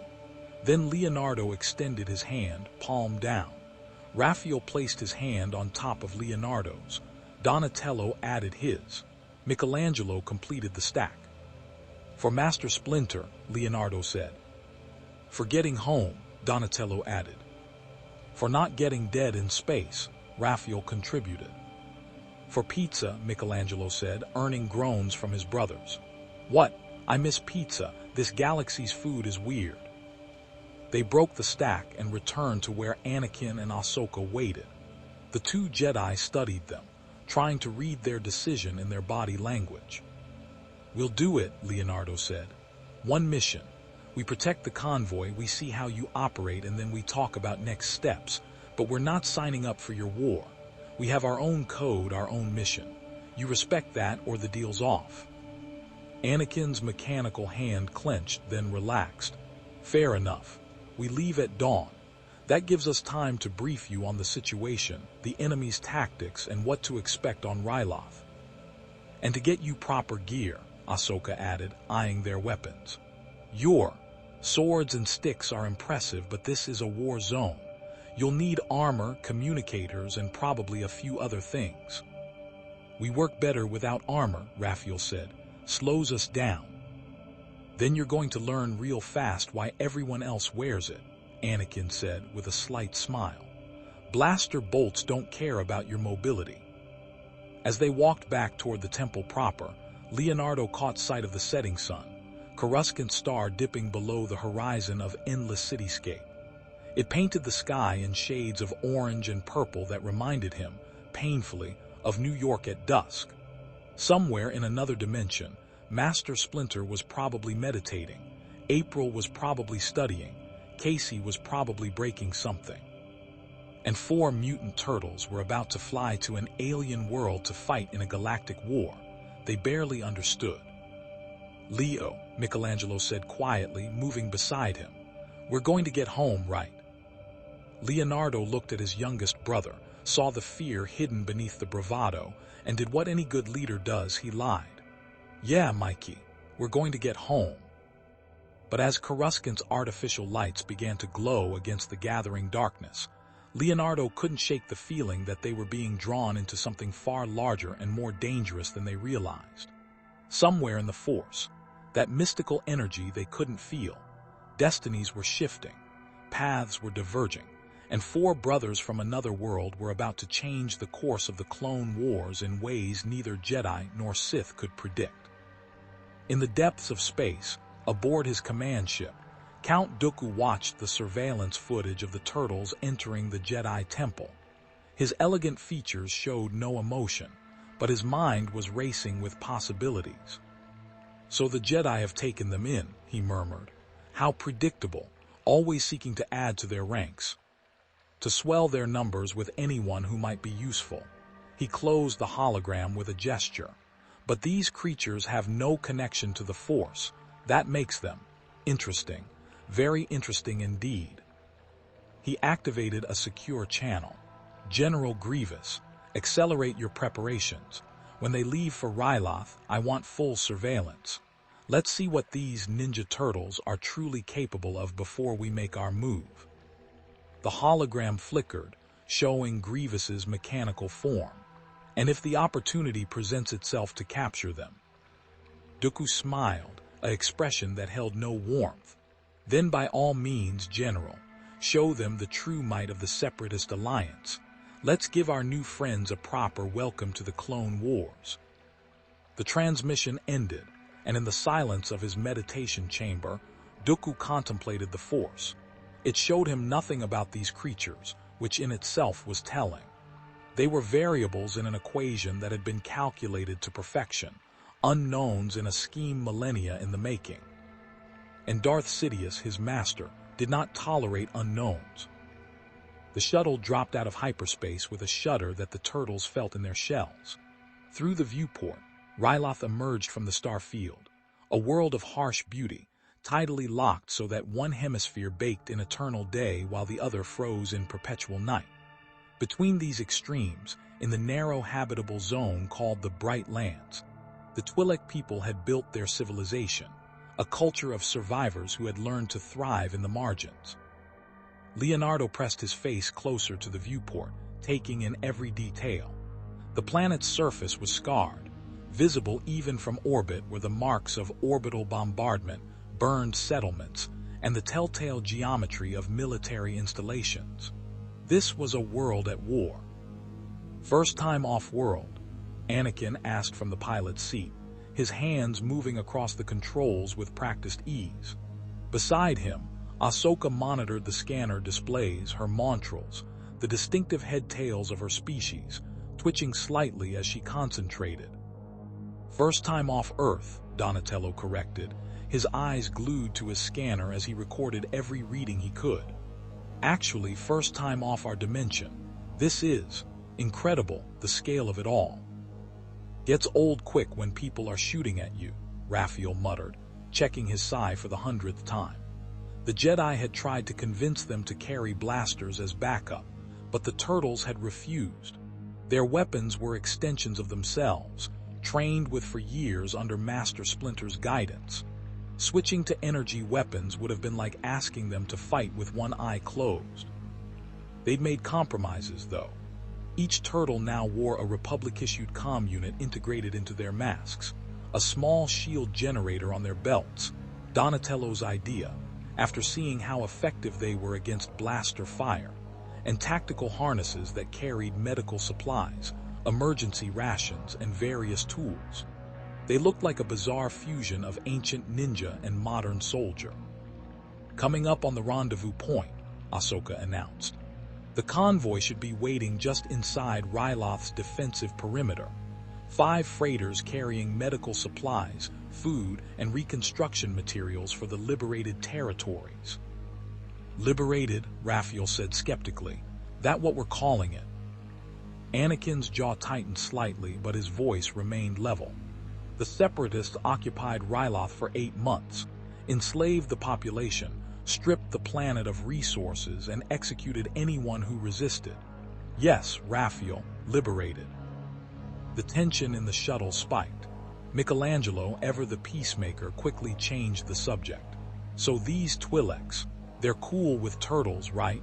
Not going to freak out like everyone on Coruscant. They've seen stranger things during the war, Ahsoka said, though her tone suggested she wasn't entirely certain. Besides, Master Windu and Master Kenobi led the liberation. The Twi'leks trust the Jedi. That should extend to you, at least initially. Should, Leonardo noted, not will. Welcome to diplomacy, Anakin said with a slight smile. Nothing's ever certain. The convoy came into view, 5 massive freighters, each the size of a city block, painted in the white and blue colors of Republic humanitarian aid. Surrounding them were 6 Republic attack gunships, their weapons tracking potential threats, and a single Jedi starfighter that broke formation to approach their shuttle. Skywalker, a calm voice came through the comm. I see you've brought our unusual reinforcements. Master Kenobi, Anakin replied, and Leonardo caught the note of something in his voice. Respect, affection, exasperation, maybe all 3. They're ready to assist. Whether they're ready for what comes next is another question. I heard that, Raphael grumbled. The Jedi starfighter pulled alongside their shuttle, and through the canopy, the turtles caught a glimpse of Obi-Wan Kenobi, older than Anakin, with a beard and an expression of calm wisdom that reminded Leonardo uncomfortably of Master Splinter. That comparison made his chest tighten with homesickness. The situation has changed since we left Coruscant, Obi-Wan said, his voice professional. Intelligence reports suggest Separatist forces are massing near the convoy's planned route. Captain Hauser believes it's a coordinated attack, not just raiders. How many? Ahsoka asked, her hand already moving to her lightsabers. Unknown, but enough that he's requested we accelerate the convoy's departure. We leave in 10 minutes. There was a pause. Anakin, are you certain these warriors are prepared for a potential major engagement? We're right here, Leonardo said into the comm. And yes, we're prepared. We've fought in worse odds. I certainly hope so, Obi-Wan replied dryly. Because if the Separatists commit the forces we suspect, those odds are going to be rather astronomical. Kenobi out. The channel closed. Anakin guided their shuttle into formation with the convoy, settling into a defensive position on the freighter's flank. Around them, the other gunships did the same, creating a protective envelope. Through the viewport, Leonardo could see clone troopers manning the gunship's weapons, their white armor identical, their movements synchronized with eerie precision. Attention all vessels, a professional voice cut through the comm. Captain Hauser, Leonardo guessed. We are proceeding to Ryloth on schedule. Maintain formation. Weapons hot. If contact is made with enemy forces, protect the freighters at all costs. That cargo represents hope for thousands of Twi'leks. We will not let it fall into Separatist hands. Inspiring speech, Michelangelo said. He means it, Ahsoka said quietly. Hauser's a good man, one of the best clone commanders in the GAR. GAR, Donatello asked. Grand Army of the Republic, the official name for the clone forces. Ahsoka's expression grew troubled. They're good soldiers, loyal, brave, skilled, but they're also property, Raphael finished bluntly. Created not born, owned not free. Ahsoka flinched. It's more complicated than that. Is it? Leonardo asked, his tone not accusatory but genuinely curious. From what we've learned, the clones have no choice in their service. They were literally grown to fight this war. That's slavery, no matter how you dress it up. They don't see it that way, Anakin said, his mechanical hand gripping the controls tighter. The clones are proud of their service. They believe in the Republic, in protecting innocent people. Taking that away from them, telling them their entire existence is wrong, that would destroy them. Or free them, Raphael countered. Before the argument could escalate, alarms shrieked through the shuttle. The scanner displays lit up red, showing multiple contacts emerging from behind Ryloth's larger moon, sleek, predatory shapes that could only be separatist vessels. Here we go, Anakin said, his voice shifting instantly from philosophical to tactical. All ships, evasive maneuvers, protect the freighters. The space around them erupted into chaos. Separatist vulture droids, starfighters operated entirely by droid intelligence, swarmed toward the convoy like angry insects. Their laser cannons opened fire, red bolts streaking through the vacuum toward Republic shields. The clone gunships returned fire immediately, their turrets tracking with inhuman precision. Anakin threw the shuttle into a sharp dive, narrowly avoiding a missile that streaked past their canopy. Hold on, this is going to get rough. Define rough.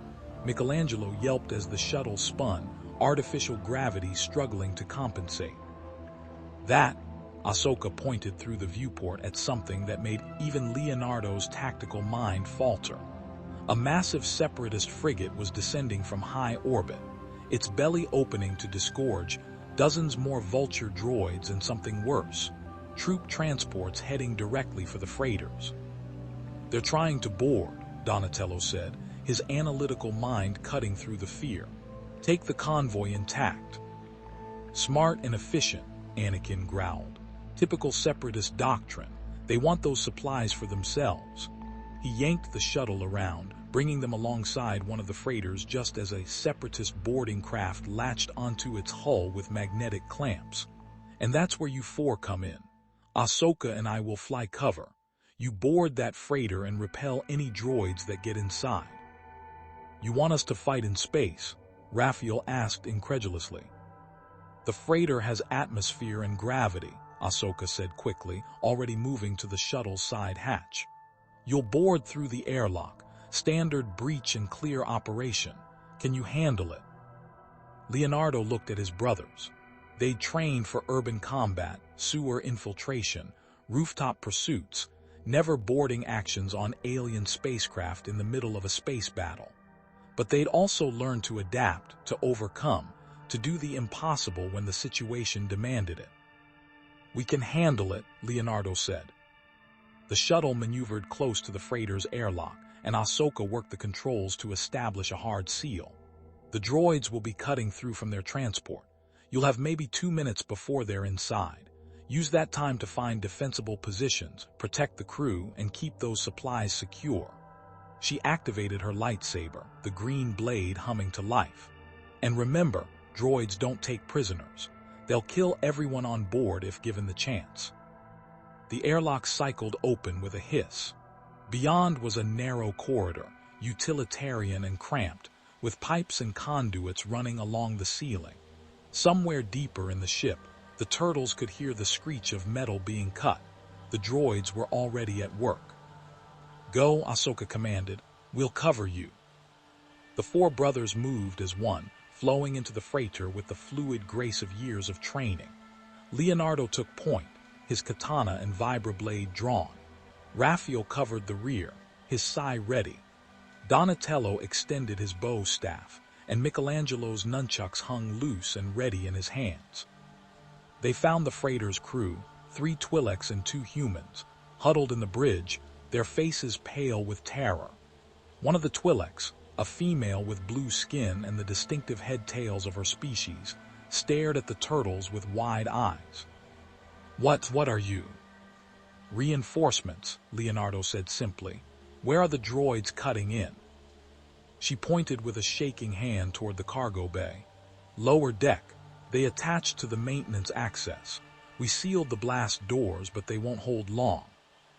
"They'll hold long enough," Leonardo said with more confidence than he felt. He turned to his brothers.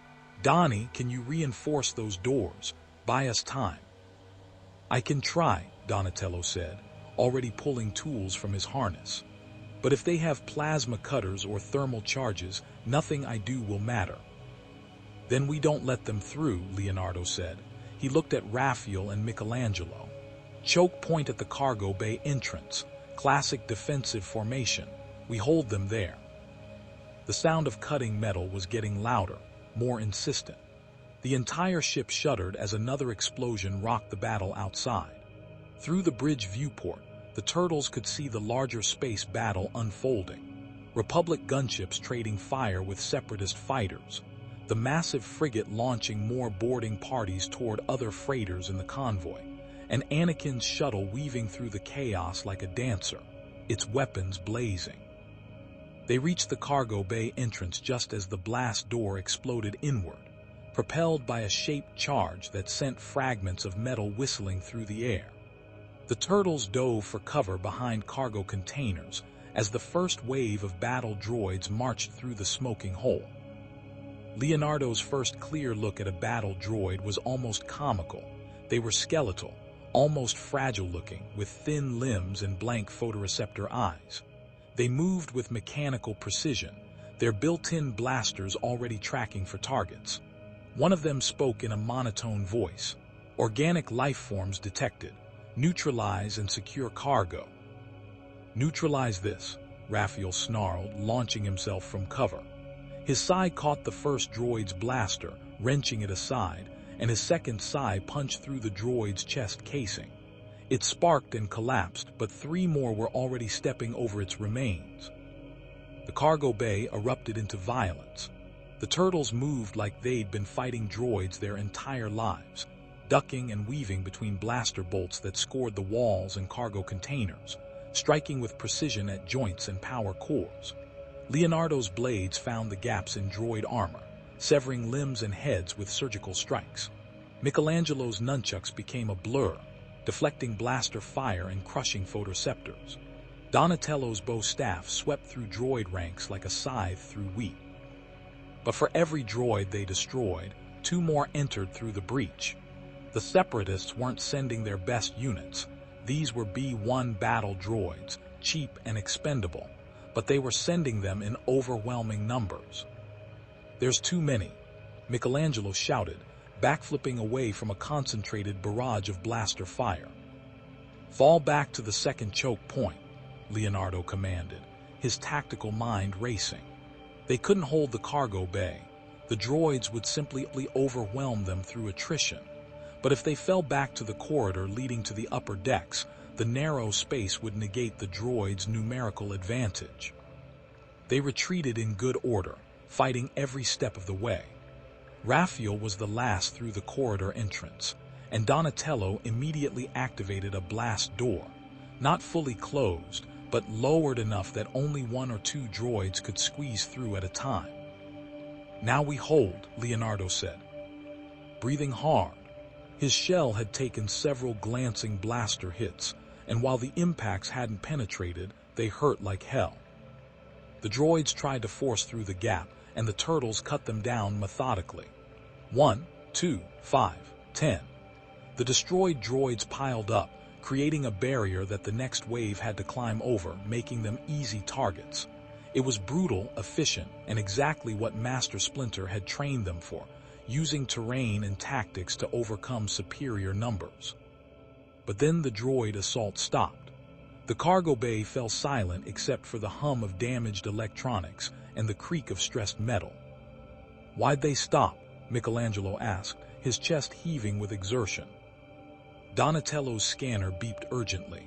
Oh no, they're not stopping, there. His eyes went wide. Thermal charges, they're going to blow the corridor.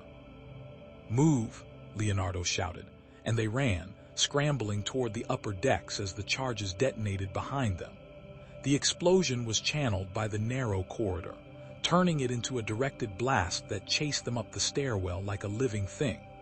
They burst onto the bridge level just as the blast wave caught up, slamming them against the far wall with bone-rattling force. Leonardo's head rang. His vision swam. He forced himself to his feet, saw his brothers doing the same, battered but alive. The freighter's crew was screaming, and through the smoke he could see why. The explosion had breached the ship's hull. Emergency bulkheads were slamming shut throughout the vessel, but there was a 10-second window before they sealed. And through the gap in the wall, held in place by magnetic boots, stood something that made Leonardo's blood run cold. It wasn't a battle droid. It was sleeker, more dangerous, with a design that spoke of elegance and lethality. Its eyes glowed blue, and in its hands it carried an electro-staff crackling with energy. A commando droid, elite separatist units designed to match clone commandos in combat effectiveness. Priority targets identified, the commando droid said in a voice far more sophisticated than the battle droids. 4 unknown organics. Designate for capture if possible, elimination if necessary. 3 more commando droids entered through the breach, their movements fluid and predatory. Behind them, visible through the gap, was a separatist boarding craft, and inside it, Leonardo could see the distinctive silhouette of General Grievous.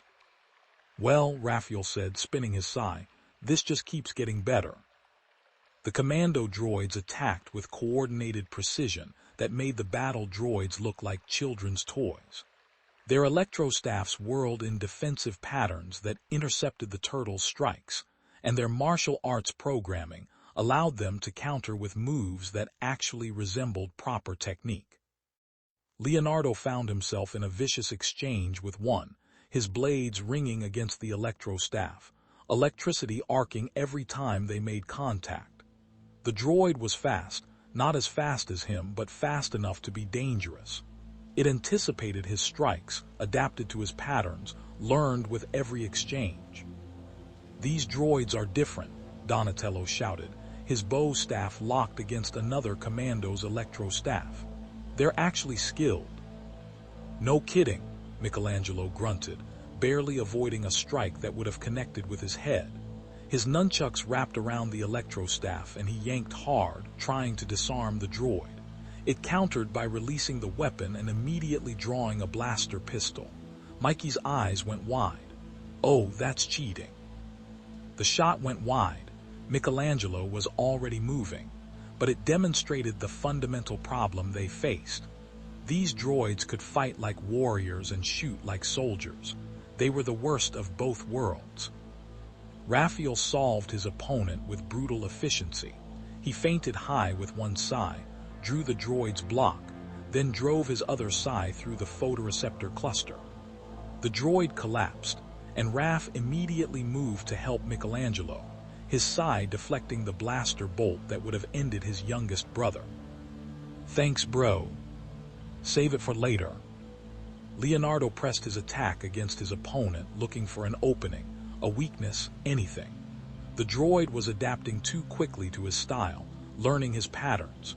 So he did something Master Splinter had taught them years ago. He stopped using patterns.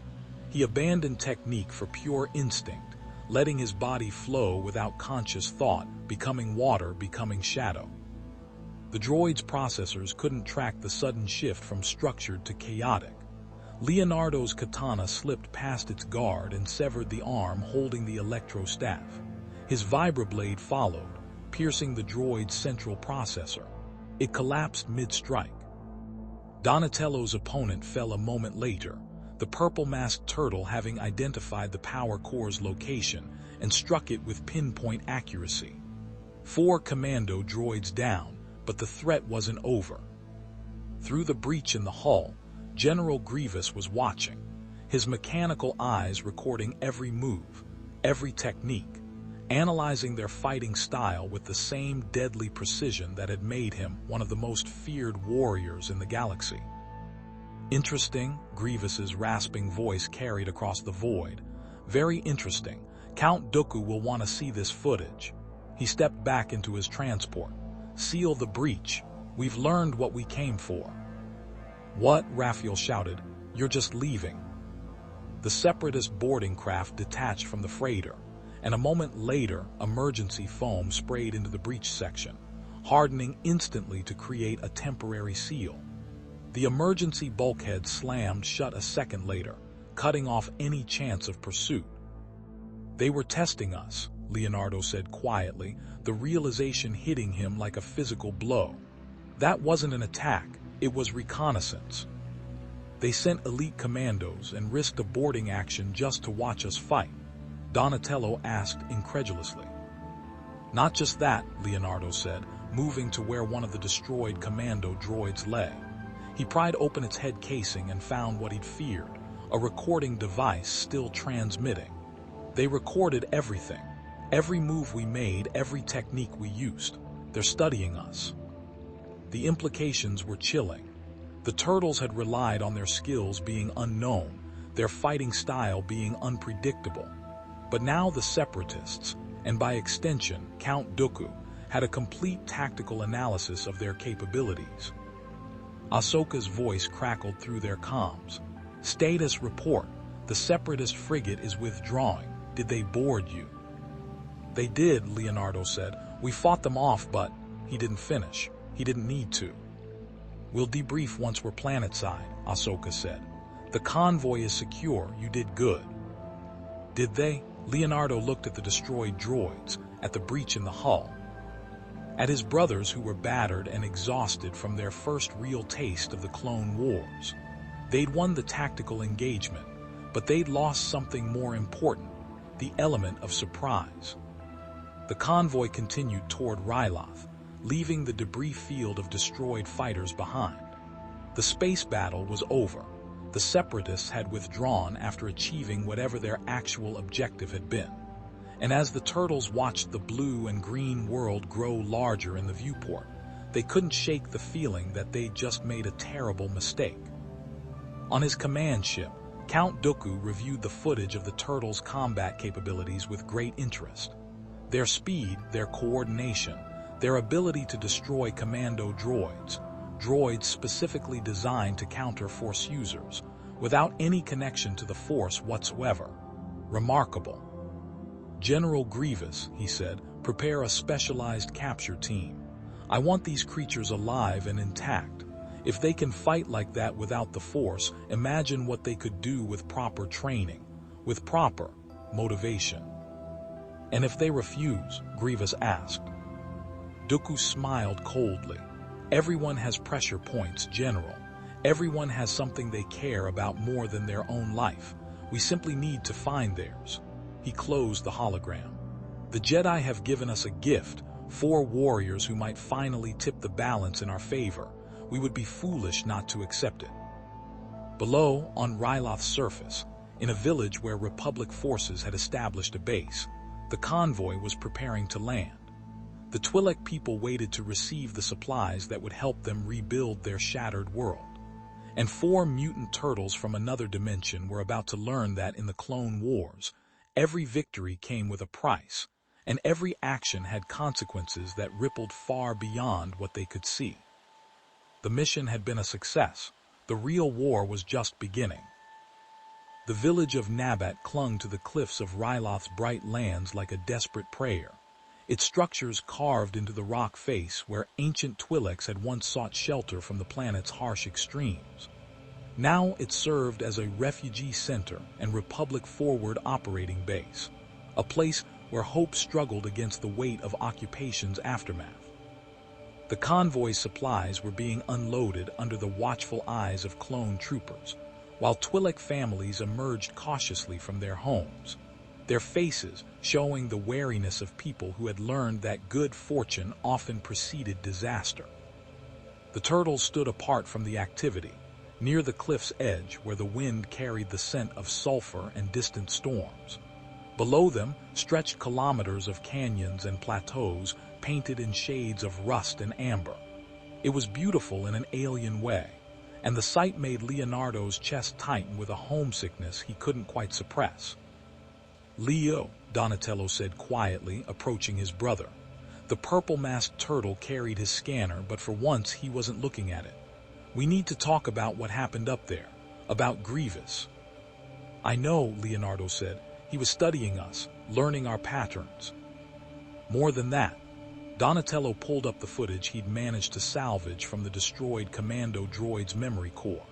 The holographic replay showed their fight from the droid's perspective, every strike, every defensive move, every moment of vulnerability. This kind of detailed combat analysis. Whoever's watching this can predict how we'll fight. They'll know our strengths, our weaknesses, how we coordinate. "So we adapt," Raphael said, joining them. His tone was harder than usual, sharpened by frustration. "We change our style, learn new techniques." "In how long?" Donatello asked. "We've trained our entire lives in one specific martial art. Splinter spent years teaching us his style, perfecting our form. You can't just change that overnight." "Then what do you suggest?" Raphael snapped. "We just accept that every fight from now on, the enemy knows exactly what we're going to do." "I suggest," Leonardo said firmly, cutting through the tension before it could escalate, "that we remember what Master Splinter taught us. The greatest warrior is not the one who never loses, but the one who learns from every defeat. They have data on how we fight. That's valuable, but it's not everything. They don't know how we think, how we plan, how we adapt, and they definitely don't know about." He trailed off, his eyes moving toward where Anakin and Obi-Wan stood speaking with Captain Hauser and a Twi'lek leader. "About the Jedi," Michelangelo finished. "About whether we're going to keep working with them." It was the question that had been hanging unspoken between them since the battle. They'd completed the mission, protected the convoy, fought off the separatist borders, ensured the supplies reached people who desperately needed them. By any measure, it was a success, but it had also revealed just how dangerous their situation was, how easily they could be dragged deeper into a conflict they barely understood. Before anyone could respond, Ahsoka approached, her expression troubled. "The Council wants to debrief you, encrypted holocall in 10 minutes. She hesitated, then added, "For what it's worth, you did really well up there. A lot of clones couldn't have held that position." "We're not clones," Raphael said, his tone sharper than he probably intended. Ahsoka's eyes flashed with something hurt, anger, but she kept her voice level. "No, you're not. You're individuals with free will who chose to help people who needed it. That's more than a lot of beings in this galaxy can say." She turned and walked away, leaving the four brothers in uncomfortable silence. "That was harsh, Raph," Michelangelo said quietly. "Was it?" Raphael challenged. "We're all dancing around the real issue here. These Jedi, they talk about peace and freedom, but they're commanding an army of slave soldiers. Every clone we saw up there. They didn't choose to be there. They were born for it, programmed for it. How is that any different from what the Krang did?" "It's different because the clones believe in their purpose," Donatello said, though his voice lacked conviction. "They're proud of their service." "Stockholm Syndrome," Raphael shot back. "Kidnap someone young enough, condition them thoroughly enough, and they'll defend their captors. Doesn't make it right." Leonardo wanted to argue, wanted to find a flaw in Raphael's logic, but he couldn't. Because his brother was right, in a way that made all of their philosophical discussions with Master Splinter feel inadequate. The Clone Wars weren't clean, weren't simple good versus evil. They were messy and morally complicated in ways that made choosing sides feel like choosing which poison to drink. The holocall took place in a sealed room that the Republic had set up as a command center. The projector flickered to life, showing the council chamber, Masters Yoda, Mace Windu, and Plo Koon sitting in judgment. Anakin and Obi-Wan stood to the side, their expressions carefully neutral. "Successful your mission was," Yoda said without preamble. Lives saved, supplies delivered, but complications arose. "Grievous observed you," Mace Windu stated, his tone making it clear this wasn't a question. "The Separatists now have detailed intelligence on your combat capabilities. This changes the strategic equation considerably." "We're aware," Leonardo said, keeping his voice respectful but firm. "And we take responsibility for not anticipating that possibility." "Anticipate everything no one can," Yoda said gently. "But concern us this does. Made you targets it has, not just of Separatist interest but of Count Dooku himself." The hologram shifted, showing a new image. Surveillance footage of an elegant human male with silver hair and aristocratic features. He moved with the confidence of someone who had never questioned his own superiority, and his eyes held a calculating intelligence that made Leonardo's instincts scream danger. "Count Dooku," Obi-Wan said, his voice carrying an edge of personal history. "Former Jedi Master, now a Sith Lord who leads the Separatist military. He's responsible for more deaths than we can count, and his interest in you four is troubling." "Why?" Donatello asked. "We're just four beings from another dimension. What could we possibly offer him?" "Warriors who can fight without the Force," Mace Windu said bluntly. "Do you understand how rare that is? How valuable? Most beings who can stand against a Jedi or Sith do so because they're Force-sensitive themselves. But you four, you destroyed commando droids, units specifically designed to counter Force users, with nothing but skill and coordination. That makes you extremely interesting to someone like Dooku." "He'll try to recruit you," Anakin added. "Or capture you, or kill you if he decides you're more useful to him dead than alive." The room fell silent. The turtles exchanged glances, and Leonardo could feel the weight of their situation pressing down on them. They'd come to this galaxy by accident, wanted nothing more than to go home, but every action they took seemed to pull them deeper into the war. "We appreciate the warning," Leonardo said carefully, "but our goal hasn't changed. We need to get home. Donatello, tell them what you found." The purple-masked turtle pulled up his own holographic display, showing schematics and equations that made even the Jedi Council lean forward with interest. "I've been analyzing the energy signatures from the Krong portal device and comparing them to what I've learned about hyperspace technology. There are similarities. Both involve folding space, manipulating dimensions of reality that normal physics can't access. But there's a critical component I need. A specialized hyperdrive core that can generate the kind of sustained dimensional frequencies necessary to open a stable portal." "Such technology exists?" Plo Koon asked, his filtered voice carrying surprise. "In theory," Donatello said, "but it's experimental, probably classified, and definitely not something we can just buy in the Undercity. I need access to Republic research facilities or," he hesitated, "or Separatist ones. They might have been experimenting with similar technology." The implications hung in the air. Access to classified Republic research would require deeper cooperation with the Jedi. But Separatist research facilities, that would mean infiltration, combat, operations deep in enemy territory. "Research into dimensional technology the Republic has conducted," Yoda said slowly. "In the deep core, a facility exists. Classified it is. Dangerous the experiments were, but access we could grant in exchange." The ancient Jedi's gaze fixed on Leonardo. "Continued service we would require. Missions like today. Protection details, tactical operations. Non-combat when possible." "You want us to keep fighting your war," Raphael said flatly. "We want your help protecting innocent beings from those who would enslave or slaughter them," Mace Windu corrected. "Is that so different from what you did on your own world?" It was a fair point, and Leonardo hated that it was fair.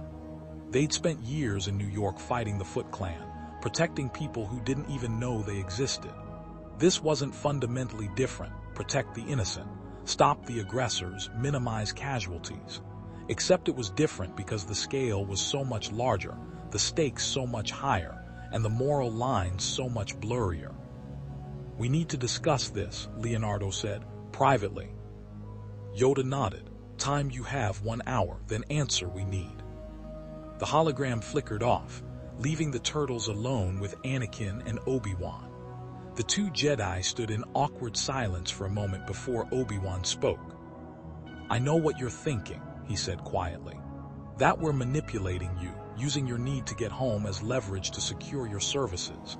And perhaps we are in a way, but understand we're desperate. The war is going badly.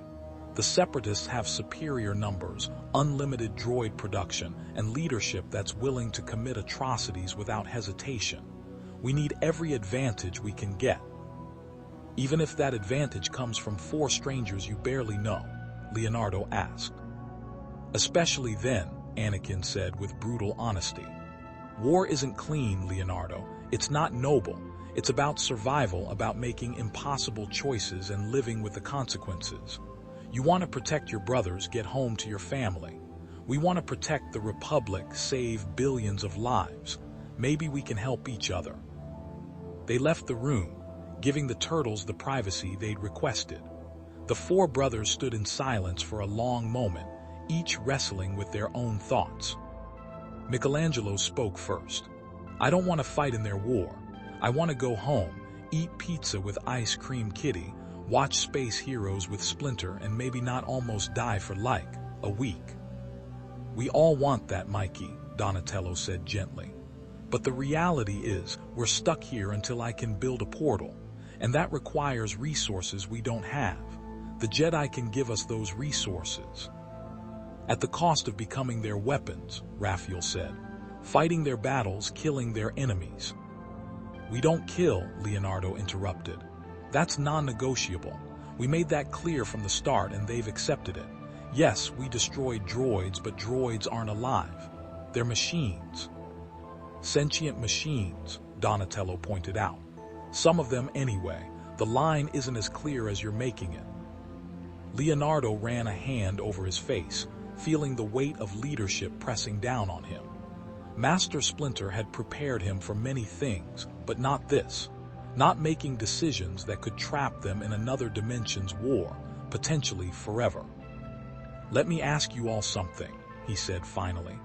"That Twi'lek family we saw when we landed, the mother with 2 children, the ones who were crying when they saw the medical supplies, did they deserve what the Separatists did to them?"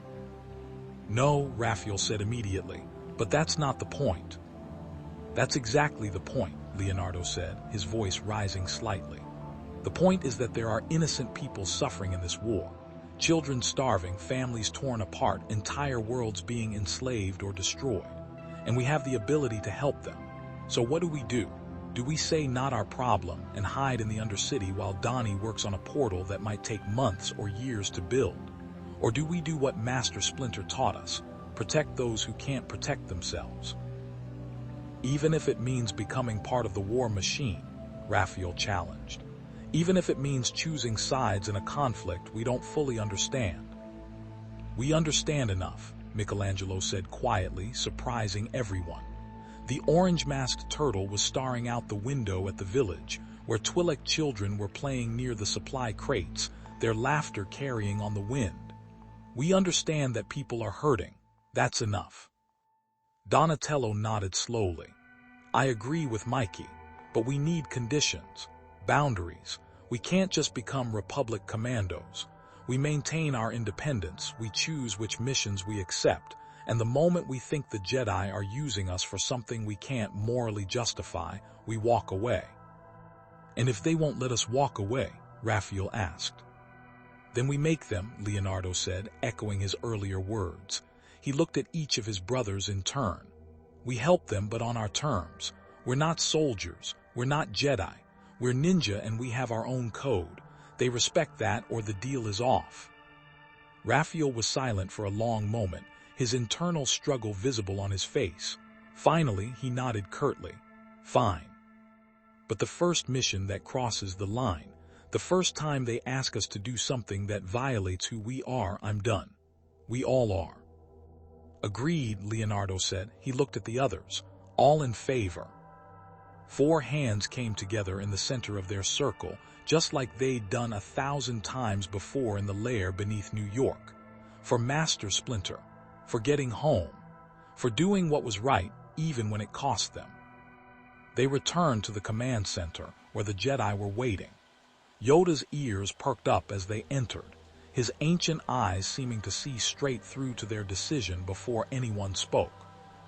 "We'll help you," Leonardo said, "but we have conditions." Mace Windu's expression didn't change. "Name them." "First, we maintain our independence. We're not joining the Grand Army of the Republic. We're not taking orders from military command. We work with the Jedi on missions we choose to accept." "Reasonable," Obi-Wan said. "Continue." "Second, we don't kill. Not clones, not separatists, not anyone. We'll fight, we'll defend, but we draw the line at execution." "The battle droids," Mace started. "Are machines," Leonardo said firmly. "We'll fight droids, but living beings, no, that's not negotiable." Anakin and Obi-Wan exchanged glances. "That might not always be possible," Anakin said carefully. "In combat, things happen fast. You might not have a choice." "Then we'll make a choice," Raphael said. "Our choice, our code." "Third," Donatello continued, "full access to the research facility you mentioned, and any other resources I need to build a portal home. No restrictions, no classified clearances we have to jump through. You want our help, you help us get home." "And fourth," Leonardo finished, "the moment we think you're using us for something that violates our principles, we're gone. No debates, no negotiations. We walk away and you let us." The silence stretched. Yoda's eyes were half closed, as if he were consulting something beyond the room, the Force, Leonardo assumed, though how one consulted mystical energy was beyond him. "Acceptable these terms are," Yoda said finally. "Agree to them, the Council does. With one addition, protection you need. Targets you have become, Dooku knows of you. Grievous hunts you. Alone in this galaxy you should not be." "We can take care of ourselves," Raphael said. "Against separatist assassins, against Sith Lords." Mace Windu's skepticism was clear. "You're skilled, but you're also mortal.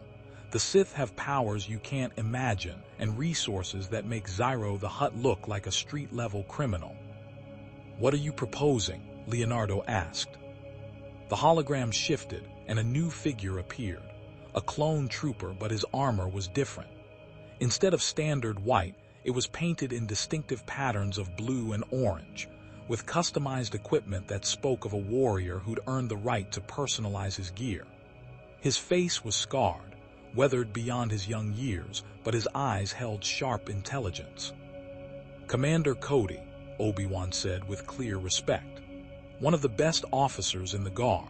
I've worked with him on dozens of campaigns. He and a small team of clones could provide backup, cover your weaknesses, and help you navigate the military and political complexities you're bound to encounter." "We don't need babysitters," Raphael said. "No," Cody's holographic form said, speaking for the first time. "You need brothers-in-arms. The galaxy is dangerous, especially for beings who don't understand how it works. General Kenobi speaks highly of your skills, but skills aren't everything. Knowledge, connections, resources, those matter just as much. My team can provide those things." Leonardo studied the clone commander's hologram. There was something in Cody's stance, in the way he spoke, that reminded him of the best parts of leadership: confidence without arrogance, strength tempered by wisdom. "We'll meet with him," Leonardo said. "See if it's a good fit, but we're not making any commitments." "Fair enough," Cody said. "I'll be on Coruscant in 2 days. We can talk then." The hologram faded, and Yoda stood from his chair with surprising spryness for one so ancient. "Then settled it is. Help each other we will. Trust we must build. But begin somewhere we must." As the meeting concluded, and the turtles filed out of the command center, Leonardo felt the weight of their decision settling onto his shoulders. They just committed themselves to fighting in a galactic war, allied themselves with an order of mystical warriors, and potentially made themselves targets of the galaxy's most dangerous beings. But they'd also secured a path home, a real, tangible possibility of returning to Master Splinter, to April and Casey, to their lives beneath New York. That had to be worth the risk. Outside, the Ryloth sun was setting, painting the sky in shades that reminded Leonardo painfully of Earth. Somewhere in the village, Twi'lek families were opening supply crates, finding medicine and food and hope. Children were laughing, no longer crying in fear, and 4 mutant turtles from another dimension had just become wildcards in a war that would determine the fate of billions. On his command ship, Count Dooku reviewed new intelligence reports with great satisfaction. The turtles had accepted the Republic's offer, which meant they'd be deployed on missions, exposed to combat, vulnerable to capture. And he'd already set plans in motion, plans that would test their loyalty, their code, and their bond as brothers.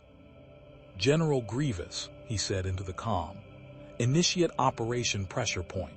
Find out everything about these creatures, their psychology, their relationships, their fears. Everyone has a breaking point. We simply need to find theirs." "And then," Grievous asked. "And then we break them," Dooku said simply.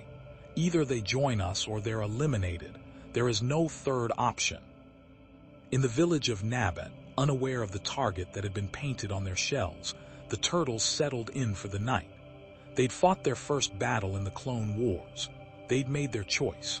And tomorrow, they'd begin the long, dangerous road toward either getting home or losing themselves entirely in a galaxy far, far away. The Force rippled around them, uncertain and troubled. 4 beings it could not touch had just inserted themselves into a conflict where every piece was carefully placed, every move calculated by powers beyond mortal understanding. The Sith had plans, the Jedi had hopes, and 4 brothers from another world were about to learn that in the Clone Wars, the only certainty was that nothing ever went according to plan. 3 weeks later, Coruscant had become a cage dressed as sanctuary.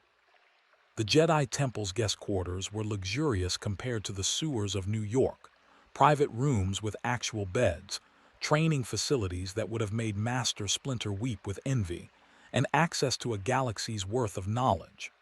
But luxury and freedom were not the same thing, and the turtles felt the difference with every passing day. Leonardo stood in the temple's central training hall, his katana moving through forms that Splinter had taught him years ago. Sweat dripped from his green skin despite the climate control, his muscles burning with the familiar ache of pushing himself past reasonable limits. Around him, Jedi younglings practiced with training sabers under their instructor's watchful eyes, their movements fluid and connected to something he could never touch, the Force. He'd been training for 3 hours, trying to quiet the voice in his head that kept asking the same question. What have we gotten ourselves into? "Your form is impeccable," a voice said from the entrance. Obi-Wan Kenobi stood there, his robes immaculate despite the early hour. "But your mind is elsewhere." Leonardo didn't stop his kata. "Is that a Force thing or just observation?" "The latter," Obi-Wan said with a slight smile. "Though the Force does confirm what my eyes tell me, you're troubled." Leonardo completed his sequence and lowered his blade. "We've been here 3 weeks. Donatello has access to the research facility, but the dimensional technology he needs doesn't exist yet. They're decades away from understanding the principles necessary to build a portal, maybe centuries." "I see," Obi-Wan said quietly. "And the missions?" 5 so far. Convoy escorts, refugee evacuations, 1 hostage extraction. All successful. All exactly what you said they'd be, protecting innocent people from separatist aggression." Leonardo sheathed his katana. "So why does it feel like we're sinking deeper instead of moving forward?"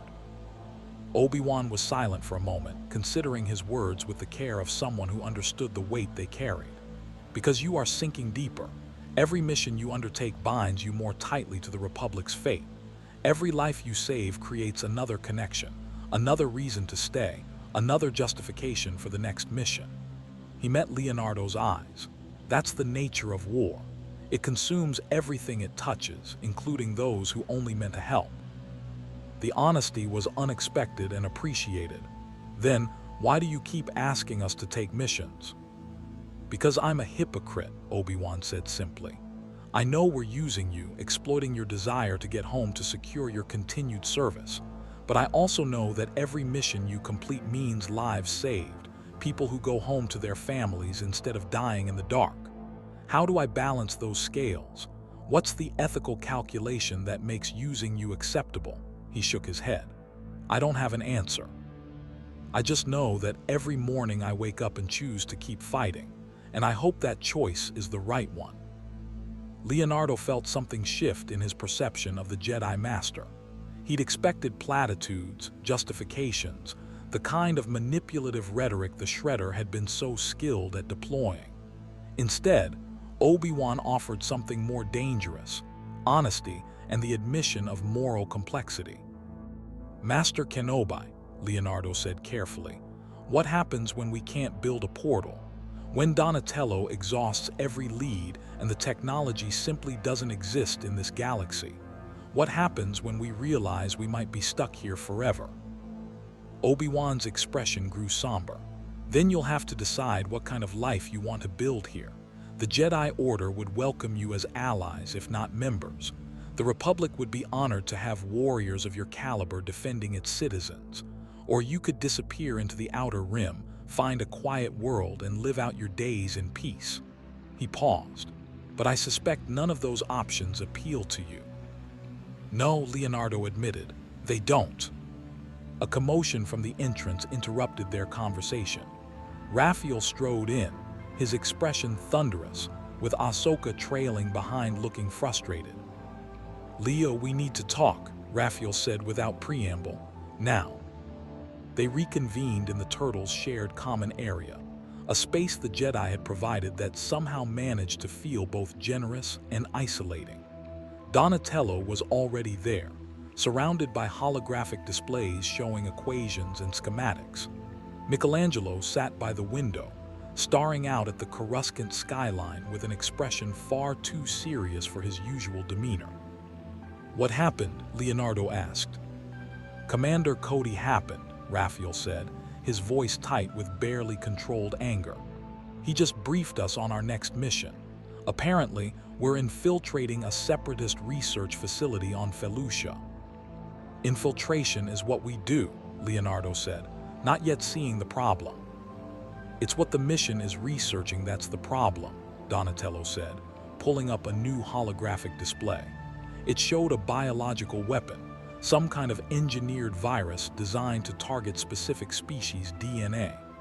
The Separatists are developing a plague weapon, something that could wipe out entire populations while leaving infrastructure intact.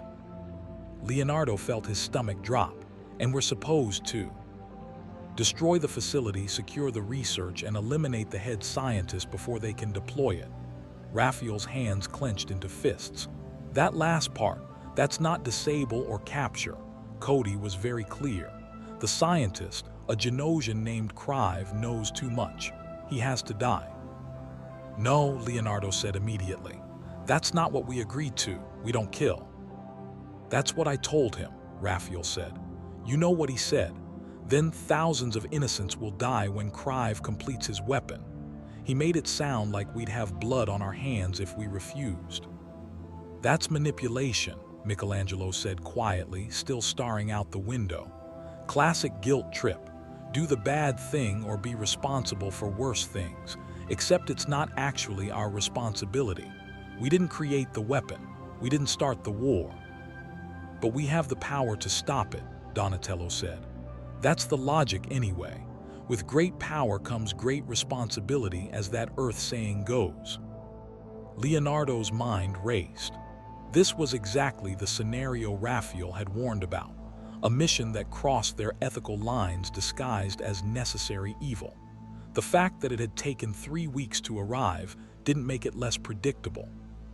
We need to talk to the Council, Leonardo said. Explain that this violates our agreement. Already tried, Ahsoka said from the doorway. They hadn't noticed her enter. Master Windu says that if you can't complete the mission as designed, they'll send someone who can. But the council was hoping you'd reconsider, given the stakes. Of course they were, Raphael said bitterly. Because once you compromise on one thing, the next compromise gets easier. That's how they get you. It's not like that, Ahsoka protested. The Jedi don't take lives lightly, but sometimes in war, impossible choices have to be made. One life versus thousands, the mathematics are clear. The mathematics of morality, Donatello said softly. I've been thinking about this a lot lately, actually. Utilitarian ethics versus deontological frameworks. Do the ends justify the means, or are some actions inherently wrong regardless of consequences? Donnie, Raphael said, this isn't philosophy class, this is real. I know it's real, Donatello snapped, his usual calm cracking. You think I don't know that? I've been working 18-hour days trying to find a way home, and every lead turns into a dead end. The dimensional technology we need, it doesn't exist here, not in any form I can adapt. The closest thing is some theoretical research that won't be viable for at least 50 years, and that's assuming optimal conditions and unlimited funding. His voice broke slightly. We might never get home. This might be our life now. So yes, I'm thinking about ethics, about what kind of beings we want to be if we're stuck here forever. The silence that followed was crushing. They'd all felt it, the slow realization that home was slipping further away, but hearing Donatello, their genius, their hope, admit defeat was something else entirely. There has to be another way, Michelangelo said. Some other dimension-hopping tech out there. The Krong did it. We did it by accident. Someone else in this huge galaxy must have figured it out. The Separatists might have, Ahsoka said carefully. Count Dooku has been collecting ancient artifacts and forbidden technologies. If anyone has access to dimensional research, it would be him. The implication hung in the air like a blade. The very beings hunting them might also be their only hope of getting home. Before anyone could respond, the room's comm system chimed. A holographic image appeared, Master Yoda, his ancient face grave. Urgent this is, Yoda said without preamble. To the council chamber come immediately. News from the front lines we have, troubling news. The council chamber was crowded when they arrived. Not just the usual members, but Anakin, Obi-Wan, Commander Cody, and several other Jedi Masters the Turtles hadn't met before. The atmosphere was tense, charged with an energy that made Leonardo's instincts scream danger. The Separatists have launched an offensive on 3 fronts simultaneously, Mace Windu said, pulling up tactical displays that showed vast swathes of the galaxy erupting in conflict. Ryloth, Felucia, and Christophsis. It's a coordinated attack designed to stretch our forces to the breaking point. Which means this isn't about territory, Anakin said. It's a distraction, but from what? Unknown, Obi-Wan admitted. But intelligence suggests Count Dooku himself is overseeing operations on Felucia. He's personally leading the assault on the Republic garrison there. Leonardo's tactical mind immediately saw the problem. If Dooku is on Felucia, and Felucia is where this biological weapon research facility is, then the mission just became exponentially more dangerous, Commander Cody finished. A Sith Lord, a biological weapon, and a facility full of battle droids. It's a death trap. Or an opportunity, Mace Windu said, his voice hard. Dooku rarely exposes himself like this. If we can strike while he's distracted by the invasion, we might be able to both destroy the weapon and eliminate one of the Separatists' key leaders. You want to assassinate him, Leonardo said flatly. We want to end the war, Mace corrected. Dooku's death would cripple the Separatist leadership, potentially bring about peace negotiations. How many lives would that save? How many lives would it cost? Leonardo shot back. How many Jedi have tried to kill Dooku and failed? Many, Obi-Wan admitted. He's extraordinarily powerful, a master duelist, and utterly ruthless. Any team sent against him would be walking into almost certain death. Which is why we're not asking you to fight him, Yoda said, his small form somehow commanding everyone's attention. The weapon facility, infiltrate you will. Destroy the research, secure the scientist, alive if possible, and escape before Dooku's forces arrive. A surgical strike, precise and quick. And if Dooku finds us, Raphael asked. Then run, Yoda said simply. Face a Sith Lord you are not ready to do. Powerful you are, skilled you are, but the dark side. Consumed greater warriors than you it has. Leonardo looked at his brothers. He could see the same calculation in their eyes that he was making. This mission was dangerous, potentially suicidal, but it also aligned with their ethics. Destroy a weapon that would kill thousands, potentially capture a scientist rather than kill him, and avoid direct confrontation with Dooku. We'll need full tactical intelligence, Leonardo said. Facility layout, guard rotations, escape routes, and backup. If things go wrong, we'll need extraction. Agreed, Commander Cody said. He pulled up detailed schematics of the facility. My team will provide overwatch and be ready for emergency extraction. We go in 2 hours. Pack light, move fast, and remember, Felucia's jungle is as dangerous as any enemy. The planet itself will try to kill you. Fantastic, Michelangelo muttered. Homicidal plants, that's new. The briefing continued for another hour, covering every detail they could anticipate. But Leonardo couldn't shake the feeling that something was wrong, that they were missing a crucial piece of information. The Separatists were too organized, this offensive too coordinated. It felt less like military strategy and more like chess. Someone was moving pieces, setting up a board, and the turtles were about to walk directly into the trap. But what choice did they have? The weapon was real, the threat legitimate. Thousands of lives hung in the balance. And maybe, just maybe, infiltrating a separatist facility would give them access to the dimensional research Donatello so desperately needed. They prepared for the mission in silence, each brother lost in their own thoughts. Raphael sharpened his sai with methodical precision. Donatello checked and rechecked his equipment, loading his pack with scanning devices and data storage units. Michelangelo practiced with his nunchucks, the familiar rhythm somehow comforting. And Leonardo meditated, trying to center himself, trying to find the calm certainty Master Splinter had always radiated.